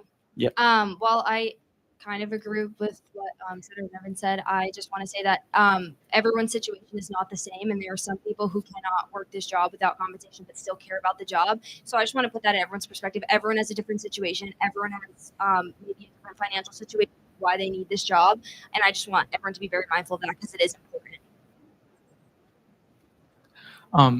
Is this a speaker? Yield. Okay. Just want to make a quick comment about the same statement that was made. While I appreciate every single senator being here, and I appreciate the work that you guys do unpaid, I was a senator for 2 years. I don't even know if I was going to get this chair position. I just want to say, number one, as a senator, you run or you apply for the position fully knowing that you're not going to get paid. And you also have a very fair description of the number of hours that you're expected to work. I at least made sure that I made that point when I was interviewing every single senator that I interviewed here. Second of all, as someone who has served as a senator for 2 years and who has always advocated for increased accessibility to the SGA, increased bonding between SGA officers, everything else, I can affirm that serving as a chair this year, I have seen how much more demanding being an officer is. While I'm not negating any important work that any other senator, vice chair, county advisor sitting here does, all I do want to say is, I just want to reiterate that point that leadership roles are much more demanding. And again, I don't want anybody to take this the wrong way. But yeah, that's all I want to say. And I yield my time to Secretary Merchant. I would just like to say that I think that yes, the SGA getting the budget that we get does take away money from other RSOs. However, I would just like to make it clear to people that funding is not the only resource that RSOs need to function, and SGA provides a large amount of resources to RSOs aside from funding that make it imperative for them to run. Secretary's time has expired. In opposition to the current state is recognized for 2 minutes. I move to amend the resolution. Was the amendment submitted so we can put it up onto the screen?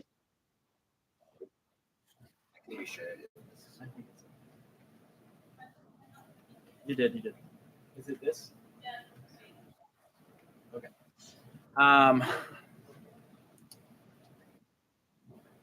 Able to give factual. I'll just read the amendment. Okay. While I'm pulling this up, I just want to reiterate and clarify that right now the current business of the Senate is this amendment. So we will do a little factual description of the amendment. We'll yield for questions. Then we'll ask if there's a need for debates on the amendment.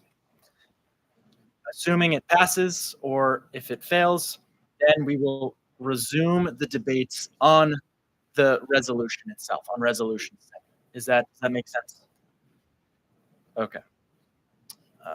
Ways, means. Just pulling this up onto my computer so I can read it. Got it. Okay. So the proposed amendment is in the resolving clause.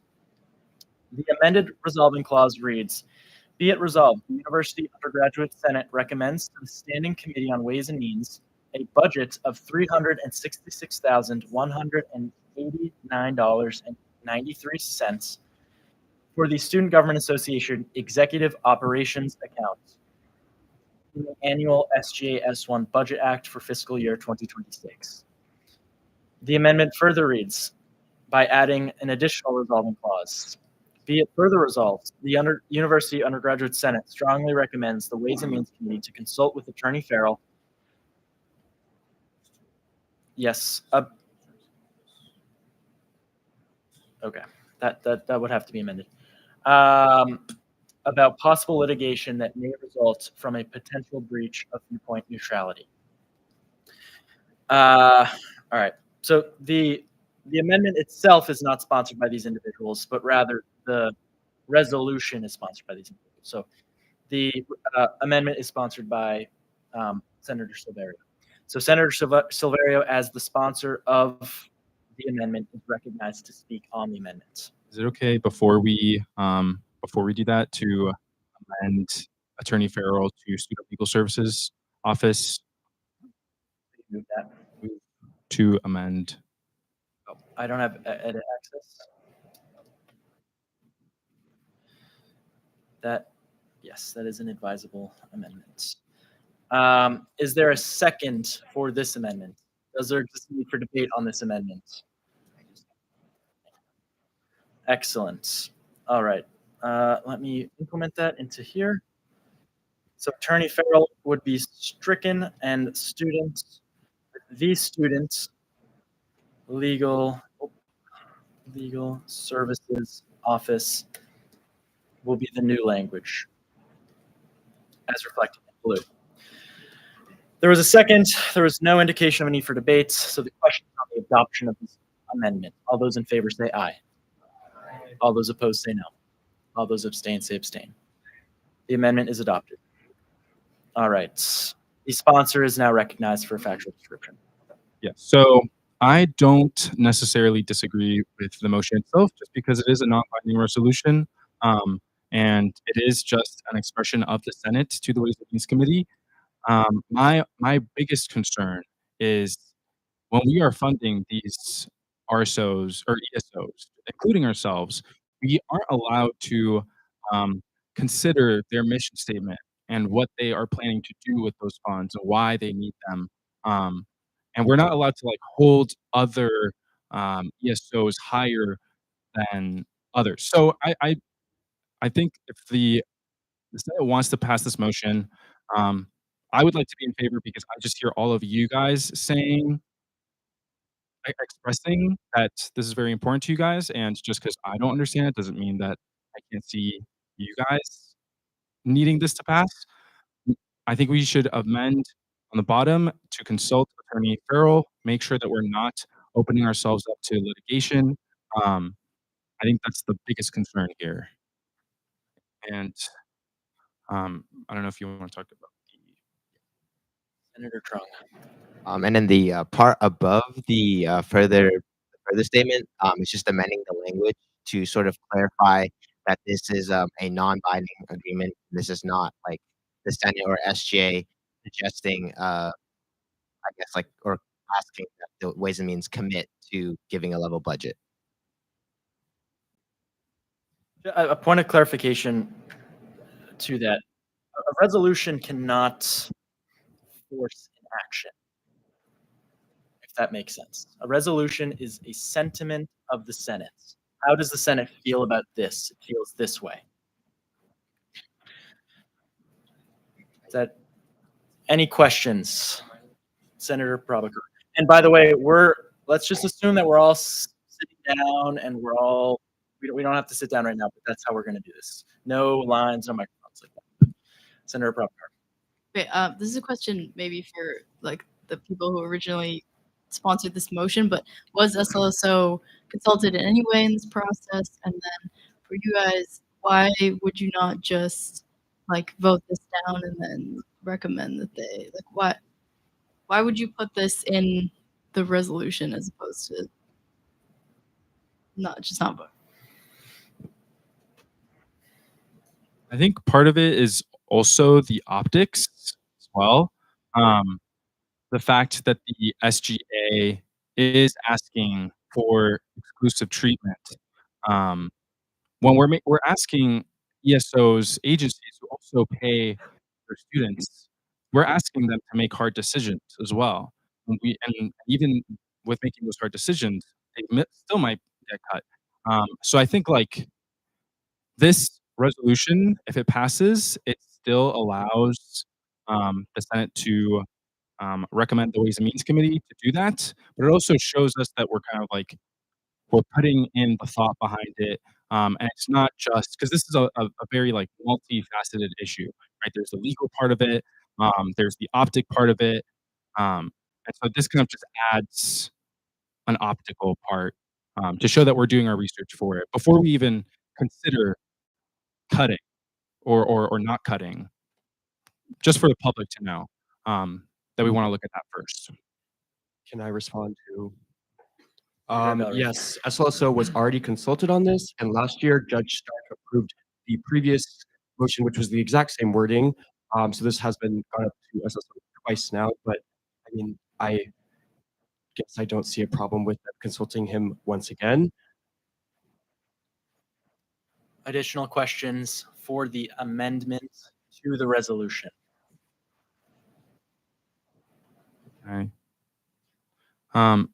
Just to respond to that briefly, we didn't know that as the Ways and Means Committee who sponsored, or not the Ways and Means Committee, but us as sponsors. But I think it kind of shows like where our intent is, and as we are new members and we didn't know that, it kind of like shows our dedication to making sure that we're doing the job right. And I personally don't see an issue with checking our base once again, especially because if we do get sued, litigation is opened, that could be like really, really, really bad. So I think that like the resolution or the amendment itself is just an extra step in the right direction. It's not negative at all. Yeah, I said don't see a issue with it either way. I was just adding clarity to the question that was asked that SOSO was already consulted. Point of clarification. All right. Any questions? Any further questions on the amendments? Okay.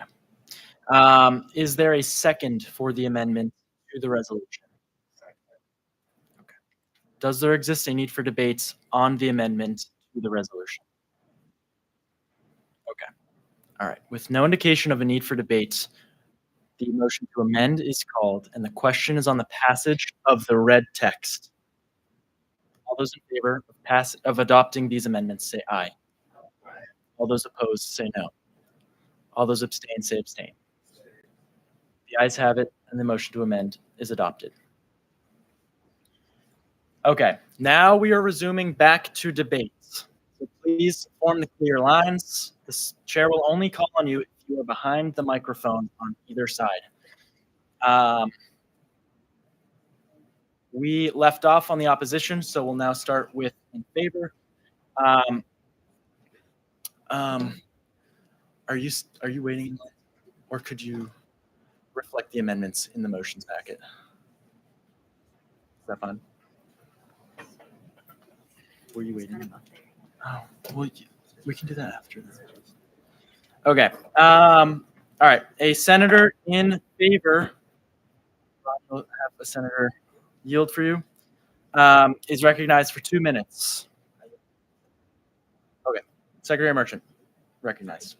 I just wanted to remind everyone again that I believe SGA should get, I guess, sort of special treatment in this case, not because SGA is higher than other ESOs or because our mission statement is higher than other ESOs, but because SGA's mission has a direct impact on every ESO on campus, whereas you could argue that other ESOs' mission do not.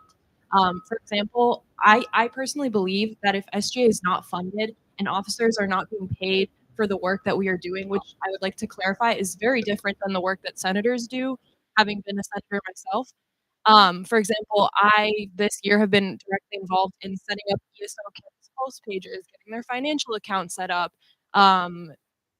accepting all of the new RSOs, and none of that work was able to happen. So I just don't think it would feasibly.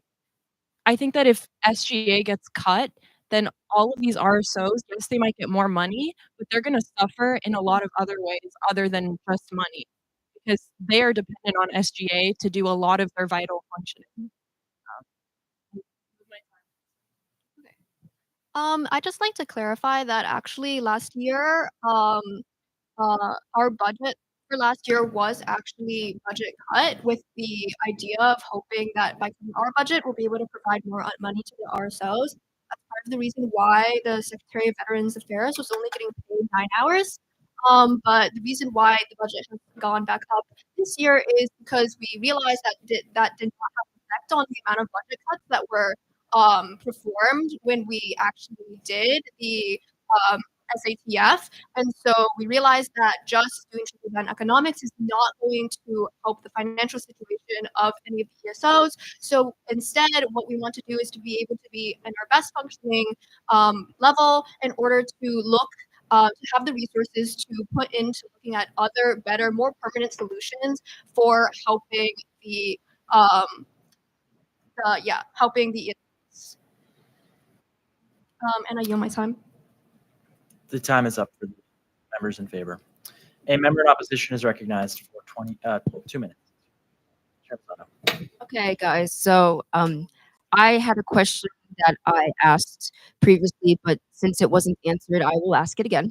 So right now we are being paid the cut hours that we're being paid for. And so I wanted to know if the current payment allocations that we're currently being paid for any paid positions is breaking any SGA bylaws, constitution laws, or any fundamental things that we must adhere to. That is the question that I hope that y'all can answer. Does the chair yield the remainder of their side's time to the members in favor to answer the question?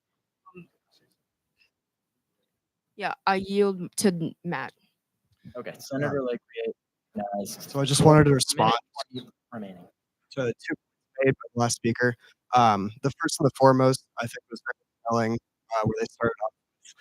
We don't think SGA should get special treatment, but and this once again just goes back to creating rules for others, choosing not to follow themselves. We are not better than any RSO. The best thing that we can do for an RSO is to give them money. I'm the vice president of an RSO. All that I've been doing all year is trying to make our budget work to fund international trips, buy materials to build things in these other countries. The only thing we need from SGA is money. We have people covering everything else. And then to the other point of trickle-down economics don't work. That is correct. They don't. Giving money to RSOs is the opposite of trickle-down economics.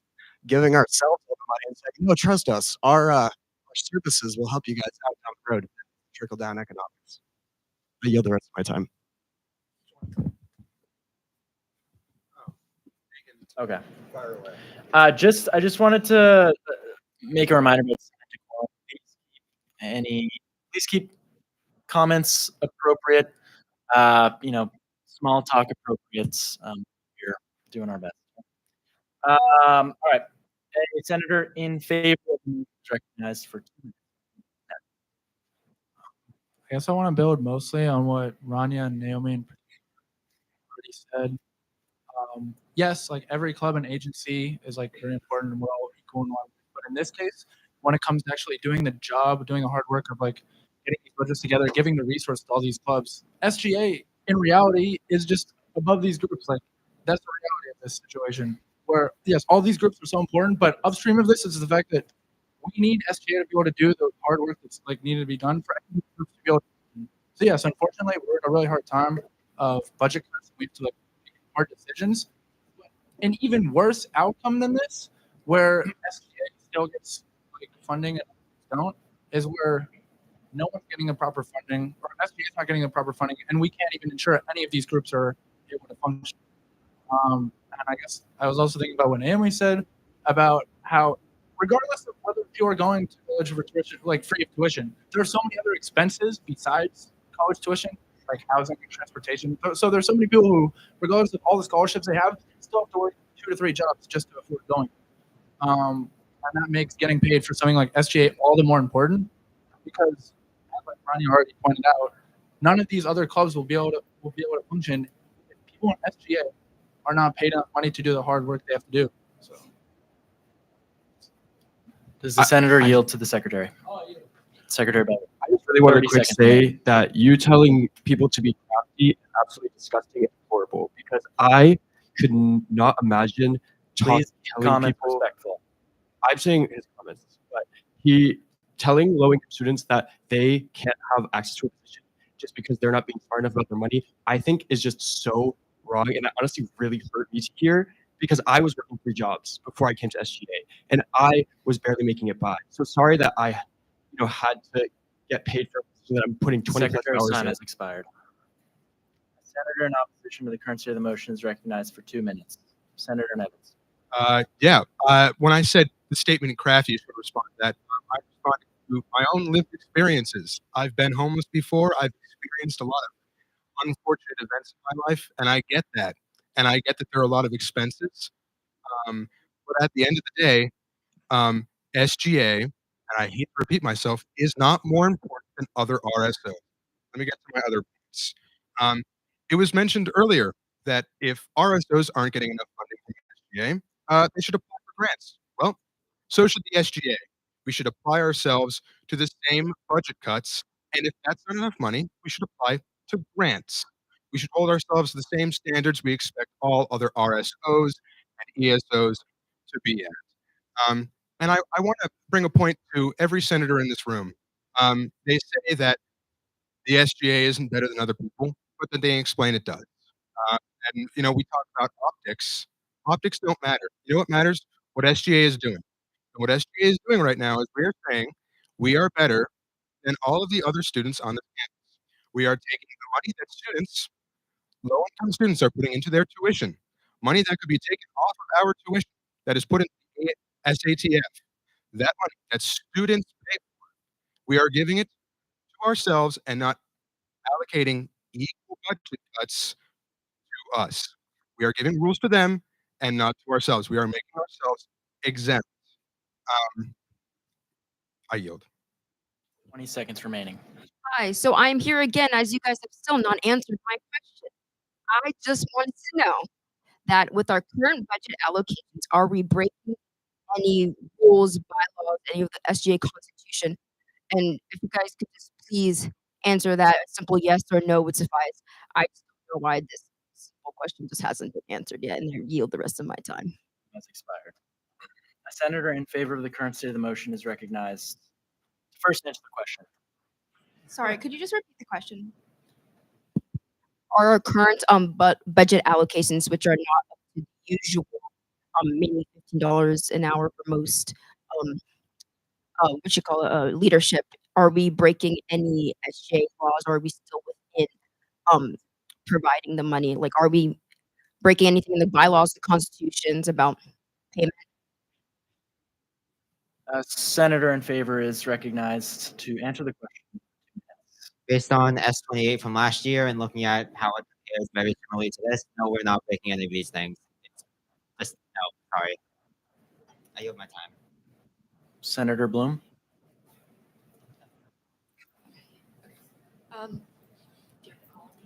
Chair, the senator yields to the chair. Chair Okay. Sentinel. I just want to quickly establish a little bit of the credibility on this side that a lot of leadership positions in the SGA don't roll over year to year.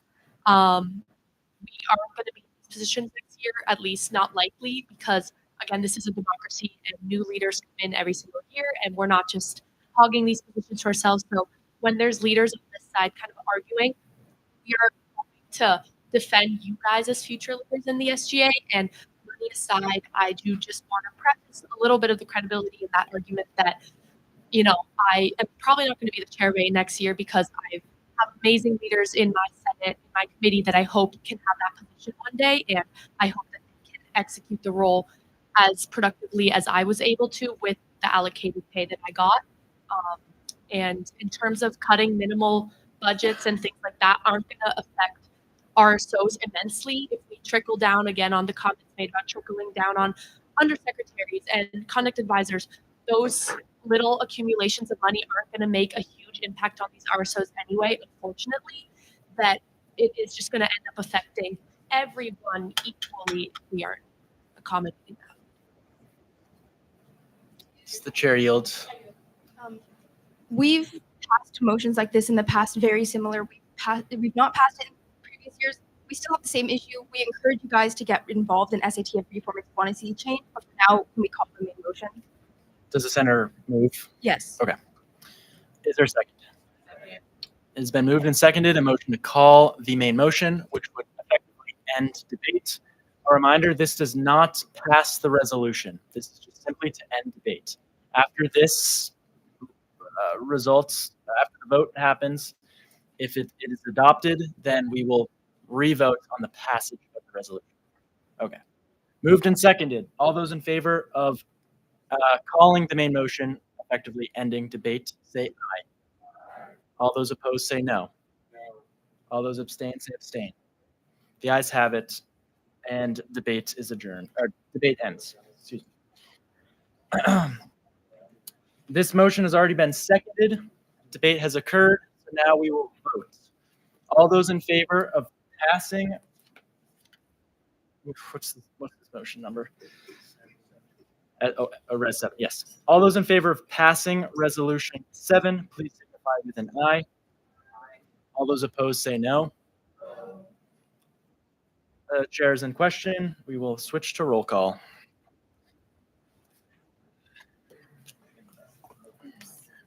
Please be quiet while we do this. Thank you. Senator Denny. Oh, wait. A roll call vote. We're roll call voting if you support the passage of resolution. So yes or no, or abstain. Can you say what the vote is? What do you mean? It's like saying it anyway. Aye. Oh, a Denny no. Alamanji. Alamanji no. Aneem. Aneem no. Bloom. Bloom yes. Borarski. Here. Uchisova. Here. Chair Centenaro. Yes. Centenaro, yes. Marco. Can you say the whole letter? Dami. Not here. Duarte. Yes. Yes. Duvetti. Abstain. Duvetti abstain. Eze. Abstain. Eze abstain. Jermaine. Jermaine no. Here Hercule. Hercule no. Kieran and Donnie. Abstain. Ibrahim. Not here. Imran. Again. Abstain. Imran abstain. Chame. Can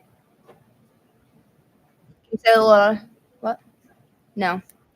Chame, no. Kim.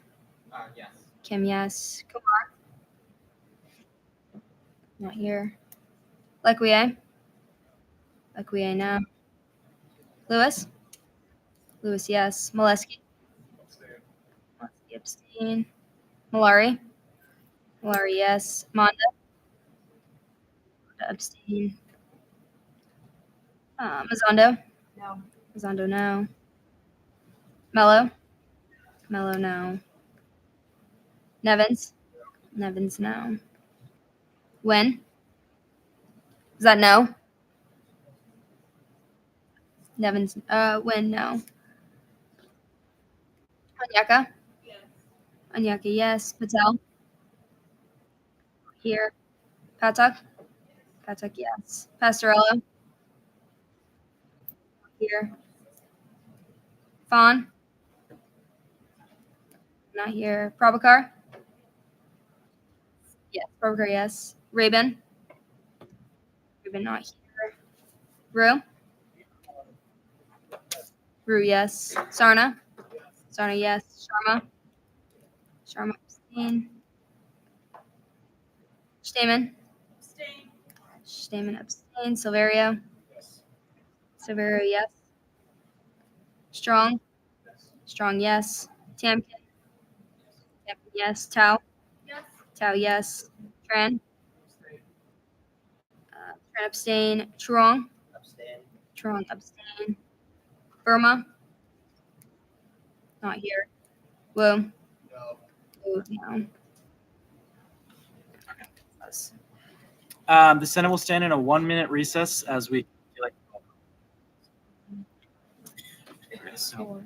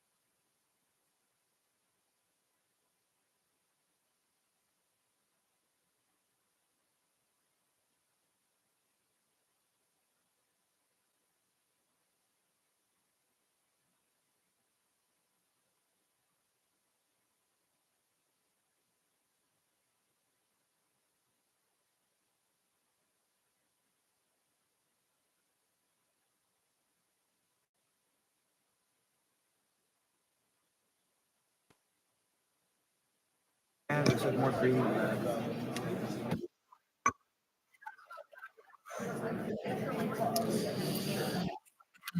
will be in order. The results of the roll call vote are as follows: 17 aye, 12 no. Resolution 7 passes.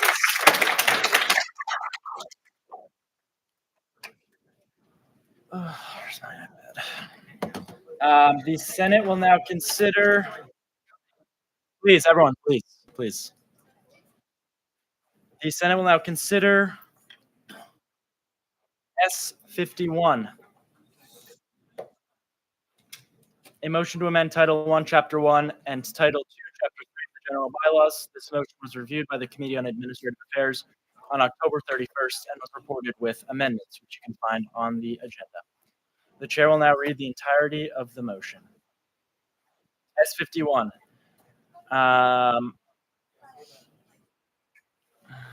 Whereas SGA Constitution, Article 5, Section 4, and subsection E of the Student Government Association Constitution grants the University Undergraduate Senate the power to, in conjunction with the approval of the Vice Chancellor of Student Affairs, enact, amend, or repeal the general bylaws of the SGA.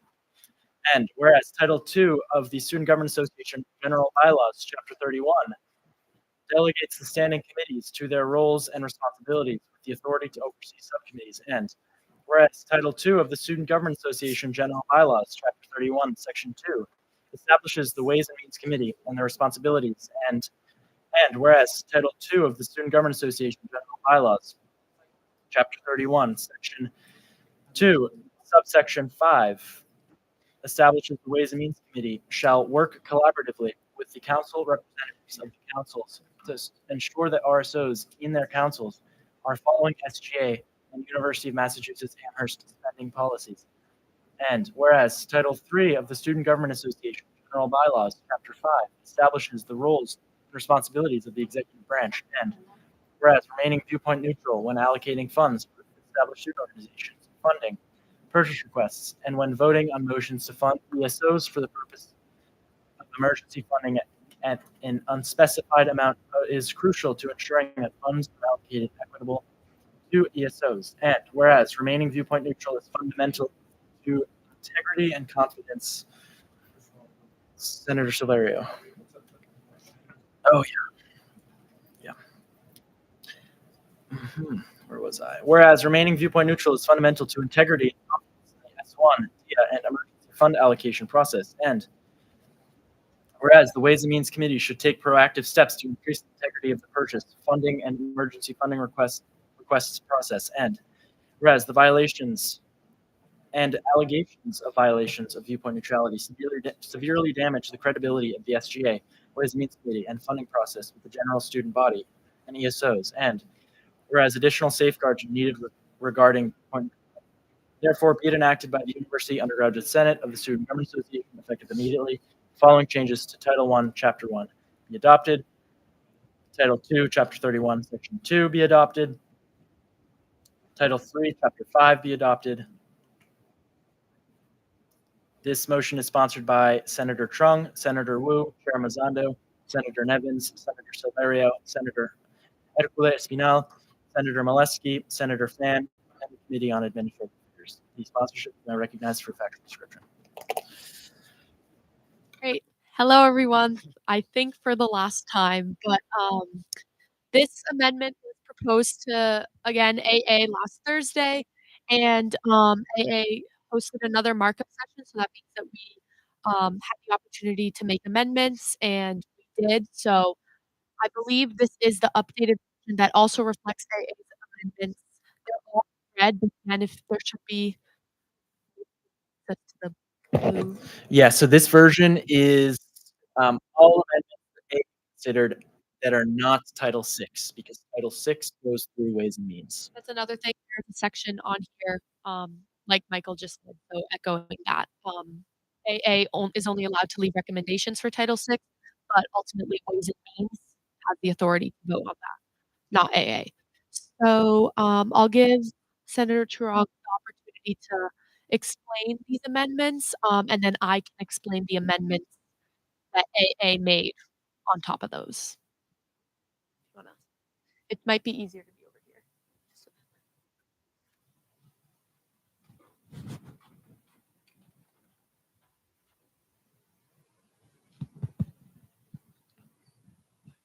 Is this the first one? For the amendments? Yeah, the first amendment on S51.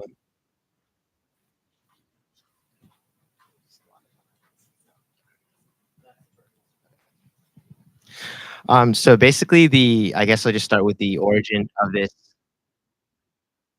motion. Was I believe it was the following the Finance Society that financial motion. And I just want to clarify, there were no VPN violations officially that occurred.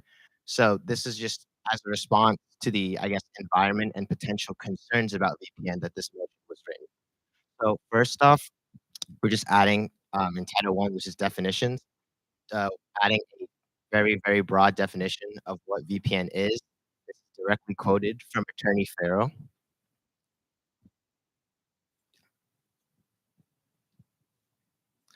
And then this next section here is basically just saying whenever there's any sort of financial motion regarding to funding of an ESO, that there's going to be resources provided that is approved by the Student Legal Services Office regarding viewpoint neutrality.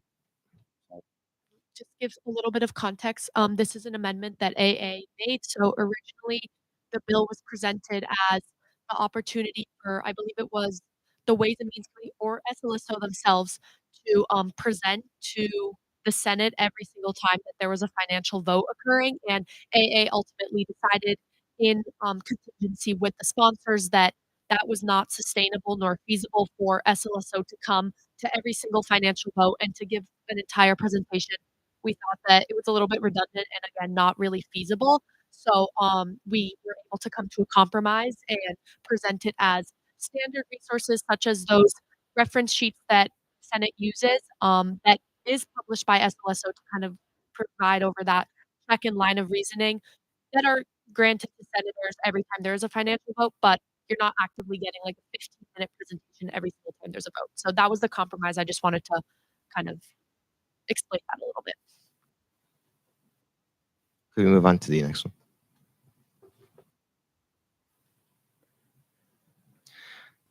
And then the last section, which was amended by but this basically is just extending this VPN to executive officers, because currently for the DIA committee are members of the executive, albeit I think President Hopkins can correct me. I think there's roughly 3 or 4 members of the executive on the DIA committee.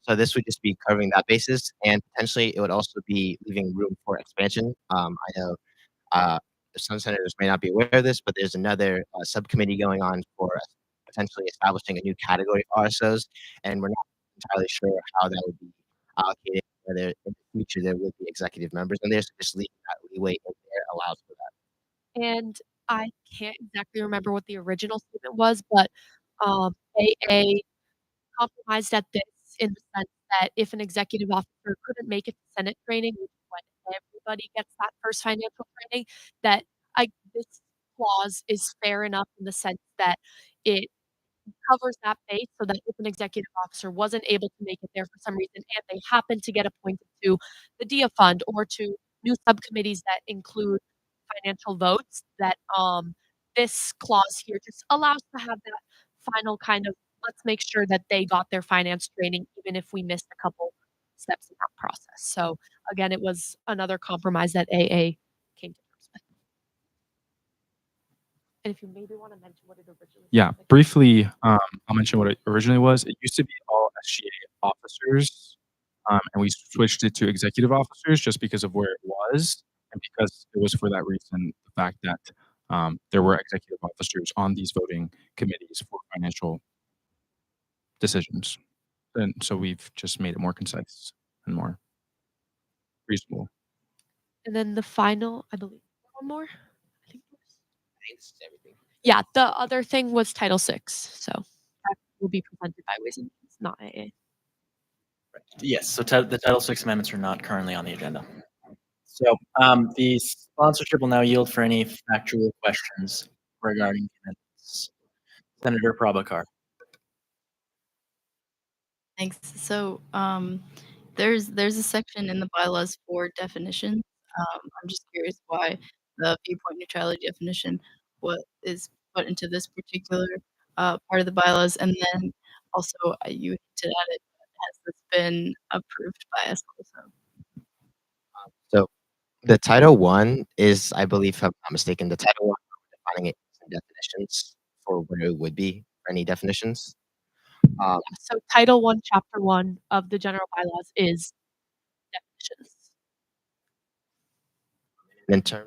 In terms of SLSO approval, we've I know I personally, along with Chair Raymond and Chair Cincinnati, have personally we've gone to SLSO office to consult numerous times. This definition, which we can also pull up the email if needed, is what Attorney Farrow stated. Like, if we wish to define this, this is what we would put it in. So myself and co-sponsors decided that it would be necessary to define it, especially since allocation of the SATF is plays a very large role of SGA to fostering a good community. So. And I will acknowledge that the committee voted favorably on that, but it is a constitutional principle. So the sponsors did take SLSO's definition bare to the bone to avoid any risks because viewpoint neutrality, again, being a constitutional principle, they're subject to change. And so putting it into the bylaws can be a little, what's the word? Sketchy. Sketchy. So SLSO recommended that definition, and that is the definition that the sponsors provided the committee. So Speaker Amherst. Yeah. Well, I'm aware that you took Attorney Farrell's recommendation from what you're saying was the final language of this brought to SLSO for like final consultation per Title I, Chapter 10 of the bylaws. This is quoted directly from his email. Being consulted on, so I'm just wondering if this was taken also to be approved, like this was taken for consultation. The final language of this after it was the recommendations were taken into account.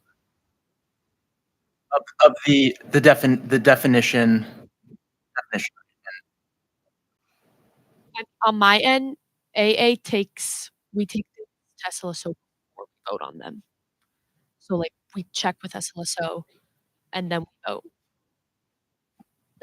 Per the bylaws, the final consultation needs the final language needs to be consulted on by SLSO. So I'm just wondering, like, I know you said the recommendations that he emailed you or you put into here, but once you put those final recommendations into language, was that taken to SLSO?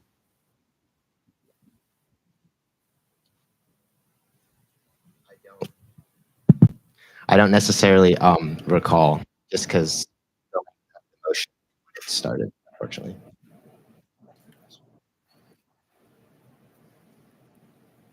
Any other questions?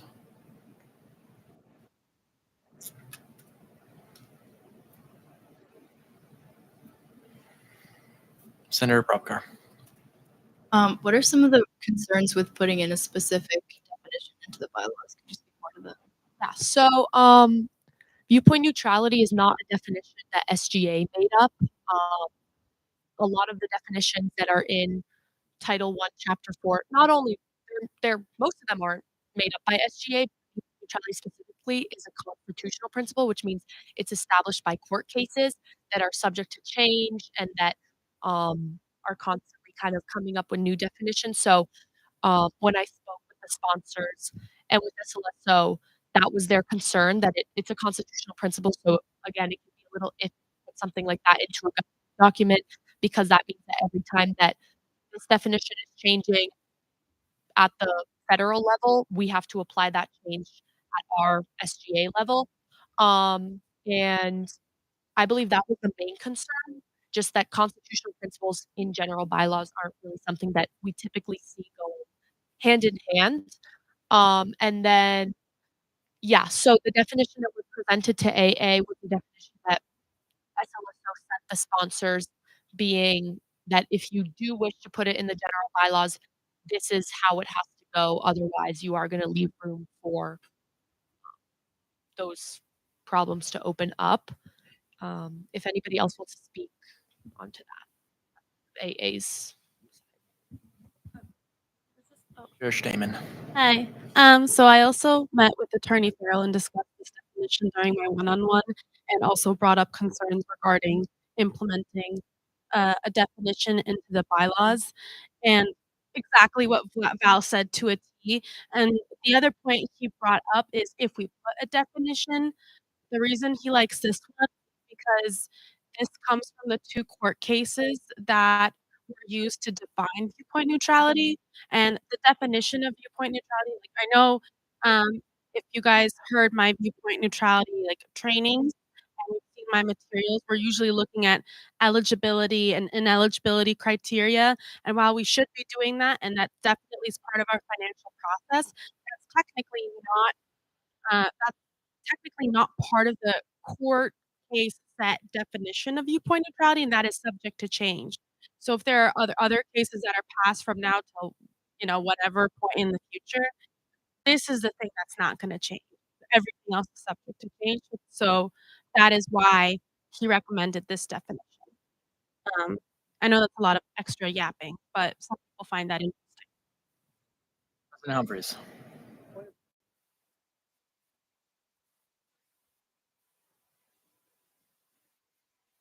That at the end of the meeting before the amendment is engrossed. Senator Prabhakar. Really sorry, but so given that, why do you feel that it's important to put a definition into the bylaw?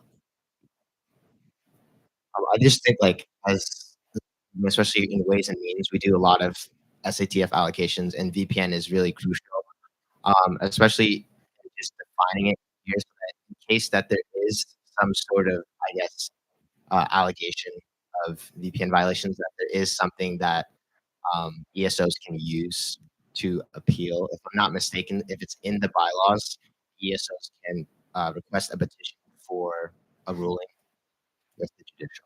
So yeah.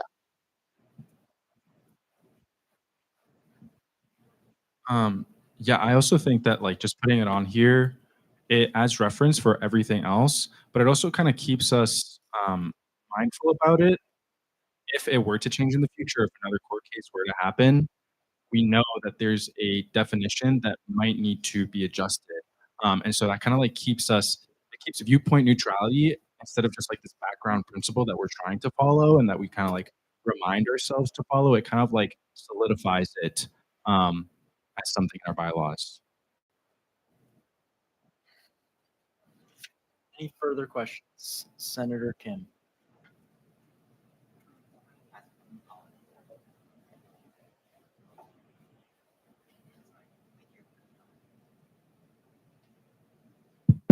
Regarding your response to Senator Provoca's second question, do you believe, or does anyone up there believe that the current like routes for RSOs to like request like a hearing or something based on like a misapplication of VPN, do you feel that those current pathways are insufficient?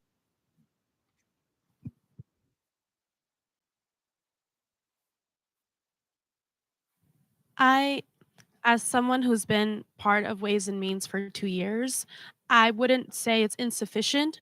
I say they're uninformed that they exist. Um, so that's a big, big issue, and that's also, I mean, not to spoil the motion for you, but that's also included in here, a fix for that, to keep us responsible in informing them and educating them. But also a lot of RSOs, like in our appeals, a violation of viewpoint neutrality is one of the 3 prongs to submit an appeal. Most RSOs don't even know what viewpoint neutrality is. Yeah, I do provide a definition of it in my funding guidelines. I can promise you almost nobody looks at it, and I have to define it for them in every single one of my meetings. And another reason why we have to have it in the guidelines, another thing I wanna say that we didn't mention earlier that I think we always forget to think about, viewpoint neutrality doesn't just affect finances. SGA has a variety of different services we provide in our legislative branch, for executive as well, but I know legislative the best. So, viewpoint neutrality affects us on all fronts, not just financial. We wanna be viewpoint neutral across all fronts because we're servicing a bunch of different RSOs. So, I hope that answered your question, but that's my other tidbit in there of why we also wanna keep it in the background at all times, not just for financial reasons, but also because it affects all our processes here, and we are servicing a variety of different organizations. Additional questions? Senator Prabhakar. So since viewpoint neutrality also applies to other things other than funding, like deadlines, whatever, for application process, would this definition limit how it's actually used in the rest of the bylaws? Can you scroll up and show me the definition again?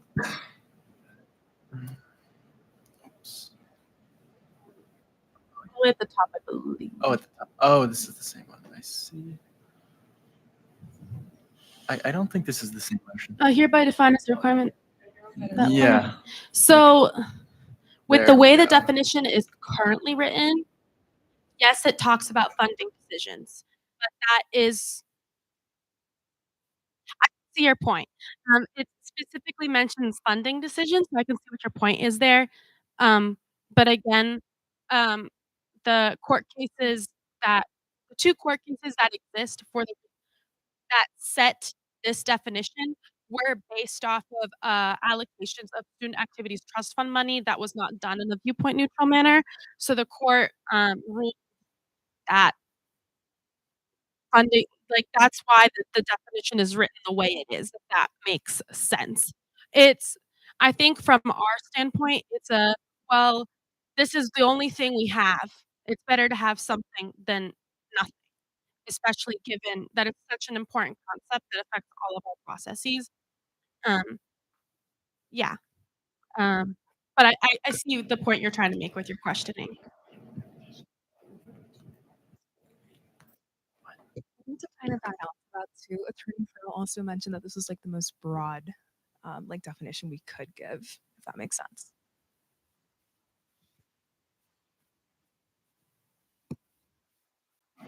Yeah. So Speaker Armanis. Point of clarification, I did talk to Attorney Farrell today, and the final language of this was not SLSO approved or like consulted. It was just like the recommendations were added. So I'm gonna move to table this back today, until SLSO gets consultation. For a second. Second. Okay. All those in favor? Oops, excuse me. Does there exist a need for debate? We'll do sitting debate. Yeah. Okay. Opposition's recognized first, then we'll move to someone in favor. Senator Wu, are you in position? Senator Wu is recognized.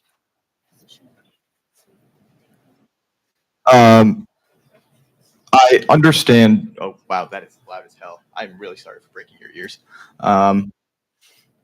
The bylaw requesting a meeting with SLSO afterwards. I would like to ask the Chair of Administrative Affairs if the amendments made to the Secretary of Veterans Affairs also went through the same process, and if they were not, that those amendments therefore be stricken from the record as well. Just to answer your question directly, SLSO is a body that the student government uses as a resource. Just to factually answer your question, things can still be recommended to the Senate without being SLSO approved. We take what SLSO says seriously, and they're a very credible resource that the SGA utilizes. But SLSO can say something, and a senator can still bring that to AA. A senator can still bring that to Ways and Means. It's such a credibility that you have when you're presenting an amendment. Yeah.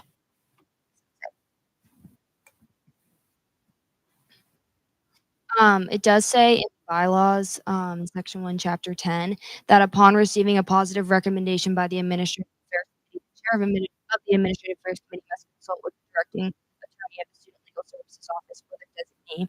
And then upon consulting with the aforementioned, the motion can then be submitted to the Speaker's office and placed on the Senate's agenda. So what this language reads and what I talked to Attorney Farrell today is that upon these recommendations being implemented, that they must go to him. The final language must go to an attorney from the legal services, Attorney Farrell, to then be consulted upon and approved.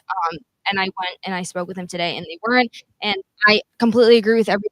My problem is not with the motion. My problem is with the precedent that this might open, that this is passed without final consultation from Attorney Farrell, Student Legal Services Office, that anything can just pass without that final consultation, which can't happen because it's bylaws.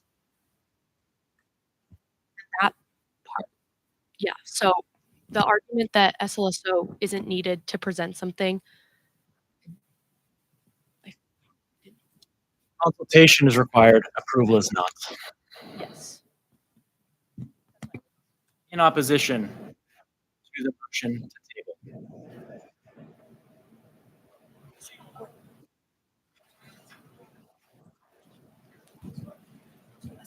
So, No, they have to be consulted. Melina, can I ask, Senator Mello. Associate Speaker? Sorry. Sorry, so you brought the motion to him, yes, Attorney Farrell, today? I'm just curious because I would see that as potentially requiring, well, yeah, but like if it's required that it's brought to Attorney Farrell, I just want to make sure like it's required for a consultation. That was my bad, not approval, but consultation. Okay. And so did you? I'm just curious. Did you consult him on this? Like, did he approve or reject? Like just so I'm aware, like where you're coming from. Did when you brought this to him, what was his response? Beyond just that it was not the brought final to him? language? When I brought the final language, or I had a question Yes. about the final language, and he had said that he was not consulted on the final language of this, which is what's up here now today. I'm just curious if he did approve it or not. Basically, It's not approval; it's consultation. So it's yeah, says but consultation. I'm just curious. Did he report when you were asking questions? Did he seem to support this? I'm not. I don't know. It was that the response was that the final language of this wasn't, he wasn't consulted on the final language of this. That was his response. I don't understand.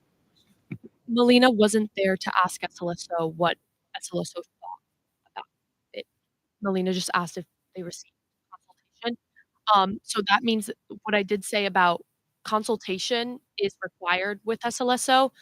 I think the argument Melina is making is that when this came to AA, that sentence was submitted through an email. That sentence was not consulted on directly, and that is something that AA did take into consideration. Um, and now it's here at Senate because the committee ended up voting favorably regardless of that. But consultation is necessary, so that stands. Approval from SLSO is not necessary. So you can take something to SLSO, and SLSO can provide their opinion, and you can still submit it to AA. Still, the committee can still decide to vote. Senator in support of the motion to table. Senator Bloom. I support that, and I would like to move to call the motion to table. All those in favor, does there exist a need for debate? Or sorry. That is not debatable. Is there a second? All those in favor of calling the subsidiary motion, oh my gosh, calling the subsidiary motion, effectively ending debate on the subsidiary motion. All those in favor say aye. All those opposed say no. All those abstain say abstain. The ayes have it. Debate is ended. So now the question is on the adoption of the motion to table to administrative affairs. This is a parliamentary point. It's out of order. All right. All those in favor of passing the motion to table this entire amendment to the bylaws back to the Administrative Affairs Committee, say aye. All those opposed say no. We'll do hands. In favor, please raise your hand. Hi. Okay. One. Oh my.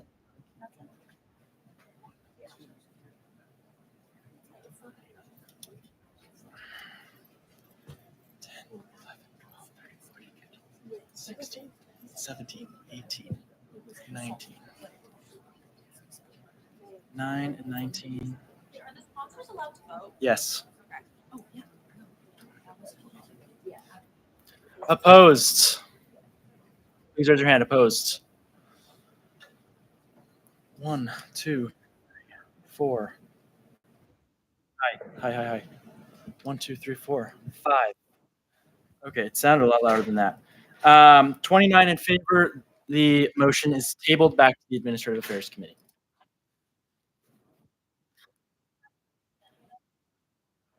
Yeah, Chair. A point of information. So wait, we have business that's not anticipated 48 hours prior. That's also a second part to this motion. Would that also be tabled then? Or do we have to do a separate whole motioning thingy? So the process for that would be to suspend the rules to consider a main motion previously on the agenda. Yes. Now the Senate is aware that that motion has not received, final language of that motion is not, of that amendment has not received approval. So it's up to the Senate whether or not to add that to the agenda or not. If the Senate does not add it to the agenda, then it doesn't mean it failed. But those amendments are Title VI that the Administrative Affairs Committee does not have oversight over. So would the same rules apply, or what do our bylaws say on that? The bylaws say that any amendment to the bylaws, which would include Title VI, which is what Ways and Means will review, any amendment requires the consultation of the Student Legal Services Office. Yes, we're doing like a Q&A session now. Okay. Yeah.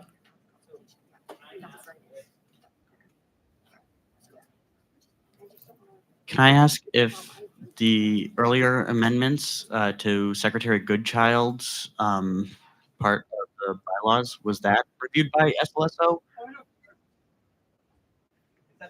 Well, we're no longer considering this motion. I guess this would be a point of parliamentary inquiry? Yeah, I was just wondering because I can't answer that question.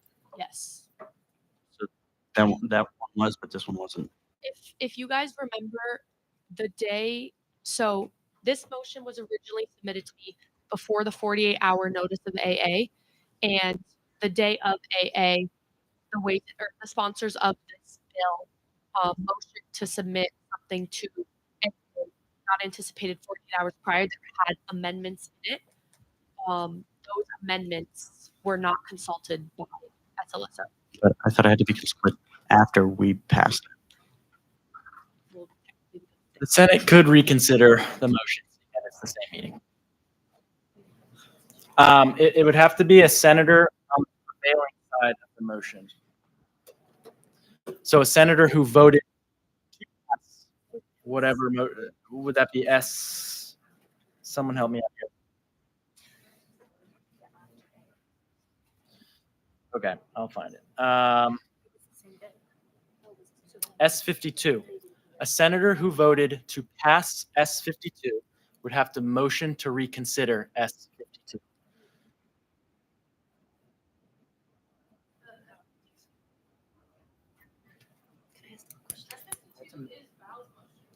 That's okay. S52 was the motion to amend the bylaws of the Secretary of Veterans Affairs.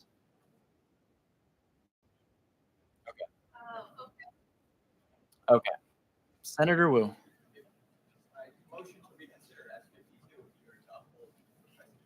Okay. Is there a second?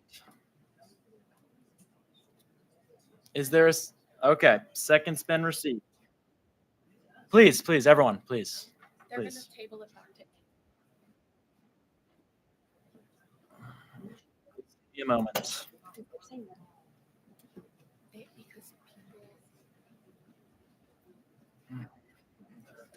Okay. Does there exist a need for debates on the reconsideration? All right. Okay, everyone, please. Everyone, please keep the chit chat. A need for debate has been indicated. We'll do sitting debate for this as well. A senator in opposition to the motion to reconsider is recognized. Senator Bloom.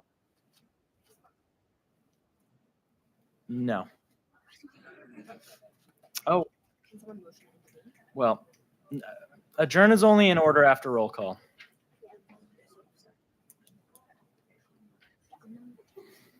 Okay. Yes, Senator Tao.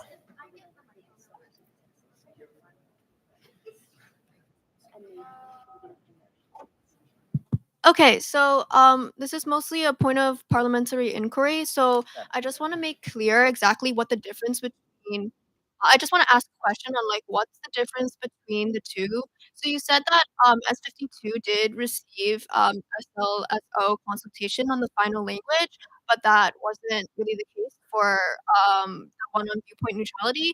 Is that because what SLSO saw was the non-amended version of that viewpoint neutral version, and then it was the language of the amended version of the viewpoint neutral motion that was not consulted with SLSO? I'm just like not completely clear on like what was consulted, what wasn't consulted, like what's going on here. Okay, I can clarify this. Guys, please, it's very distracting. It appears that Administrative Affairs amended both amendments. Okay, they amended the Veterans Affairs amendments, and they amended the VPN amendments. Administrative Affairs amended both of those. Those amendments, the final language of those amendments were not approved, were not consulted with SLSO. Does that clarify? So because Administrative Affairs amended those two amendments, that became the final language of the motion. And so that final language did not get SLSO consultation. Okay. A senator in favor of passing the reconsideration, Jermaine. So if neither of them received consultation, then we cannot pass them according to our bylaws? So then we have to reconsider this, right? Like, that's just my point is that we should, because it's in our bylaws, we should table it back to AA so that way we can get SLSO approval just to cover all of our bases. For legal. I agree with that. I mean, if we're gonna do it for one, we should do it for both. I did not know that they were on the same day. I went to Attorney Farrell about that certain one, and that's what he told me. So I did not know that the other one wasn't. I think for fair practice and to make sure everything's consistent across the board, that we just consider the other one and table it back for next meeting. It's nothing against anything in the language of the motions. It's just the practice of it, and not opening up any loopholes for not following the bylaws. If that makes sense. Our meeting's tomorrow. Senate meets next Wednesday. Okay. Oh, Quorum? forum's been questions. All right. Do you want me to do roll call? All right, guys. We have quorum. How much? I counted over 26. Okay. Technically, we're supposed to. I can do it. I can do it. All right, let's get this roll call going. All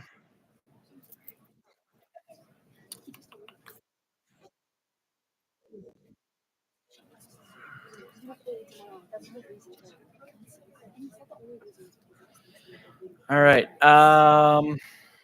Denny. Denny present. Alamanji. Alamanji present. Anim. Anim present. Bloom. Bloom present. Broski. Broski absent. Butasova. Butasova absent. Centenaro. Present. Centenaro present. DeMarco. DeMarco present. Dami. Dami absent. Duarte. Duarte present. Vivetti. Vivetti present. Easy. Easy present. Jermaine. Jermaine present. Edgule. Edgule present. Hernandani. Hernandani present. Ibrahim. Ibrahim absent. Imran. Imran present. Jamay. Jamay present. Kim. Kim present. Kumar. Kumar absent. Lequier. Lequier present. Lewis. Lewis present. Molesky. Molesky present. Malari. Malari present. Manda. Manda present. Mazando. Mazando present. Mello. Mello present. Nevins. Nevins present. Win. Win present. Anyeka. Anyeka present. Patel. Patel absent. Patak. Patak present. Pastorello. Pastorello absent. Fan. Fan absent. Prabhakar. Prabhakar present. Rabin. Rabin absent. Rue. Rue present. Sarna. Sarna absent. Sharma. Sharma present. Stamen. Stamen present. Silverio. Silverio present. Strong. Strong present. Tamkin. Tamkin present. Tao. Tao present. Tran. Tran's not a voting member. Trung. Trung present. Verma. Verma absent. Wu. Wu present. Okay. With 38, a quorum is present. Okay. All right. Is that? Right. 1, 2, 3, 4, 10. Oh yeah, you're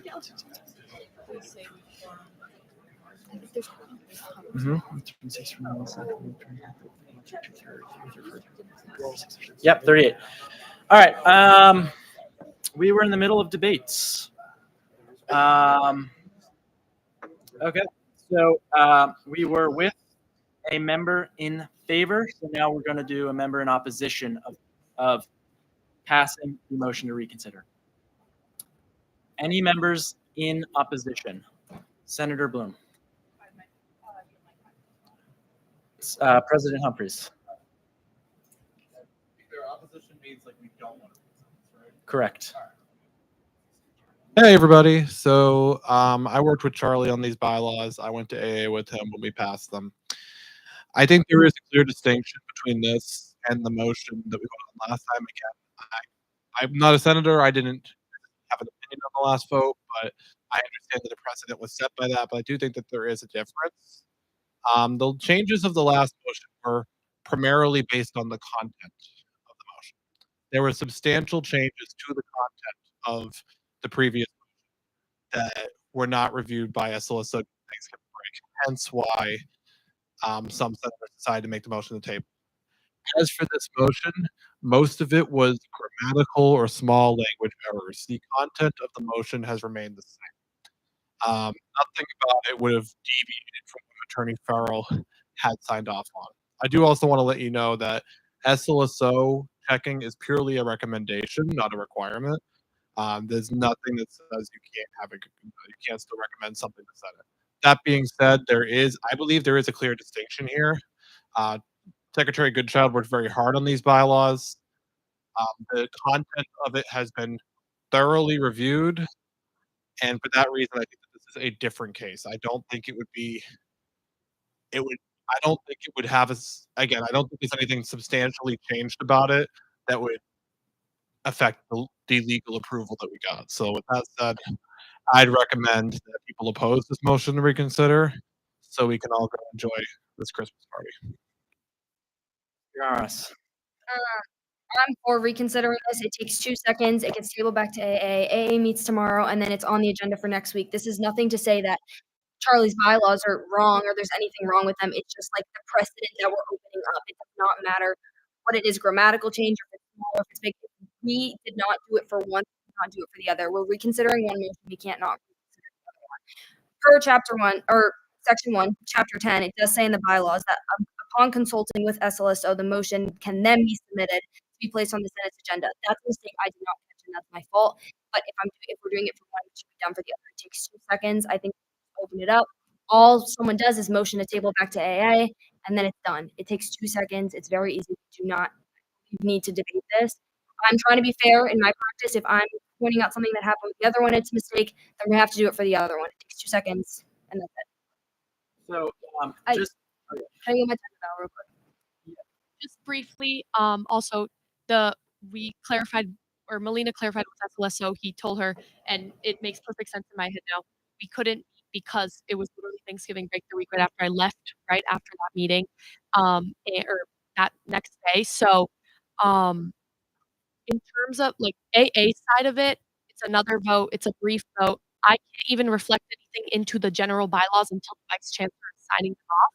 So this is something that's probably going to happen over winter break anyway. It's not going to change anything. It really just gets tabled back to AA. It's consistency. It's fair. It was a mistake, and I think that that's fair. If I could just a bit of clarification, parliamentary-wise. If the reconsideration were adopted, then just go back. Okay, consider S2. Someone raises their placard and moves to table back to administrative affairs. Have like one thing on our agenda tomorrow. So now we're a member in opposition. Yes, in opposition to the reconsideration. Motion to table this motion back to AA tomorrow. So the reconsideration has to pass first. Well, okay, we have to end debate. Then we have to pass the reconsideration. And then we have to table. Motion to call the main motion and then debate. Is there a second? Okay. In favor, say aye. Aye. Opposed, say no. Abstentions? Okay. So the motion to reconsider is adopted. S52, a motion to Motion to amend. table this motion back to AA. Okay, it's been moved and seconded. A motion to table S52 back to the Administrative Affairs Committee. All those in favor say aye. All those opposed say no. All those abstain say abstain. Ayes have it. The motion is tabled back to the Administrative Affairs Committee. All right. President Humphreys.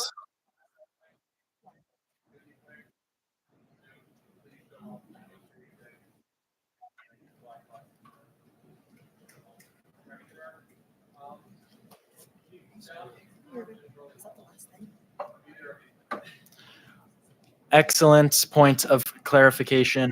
I was actually going to mention something very similar at the end of the meeting. So, seeing that we just recorded the roll call, Yeah, there's nothing else. Agenda. All right, the chair will entertain a motion to adjourn. Senator Trung.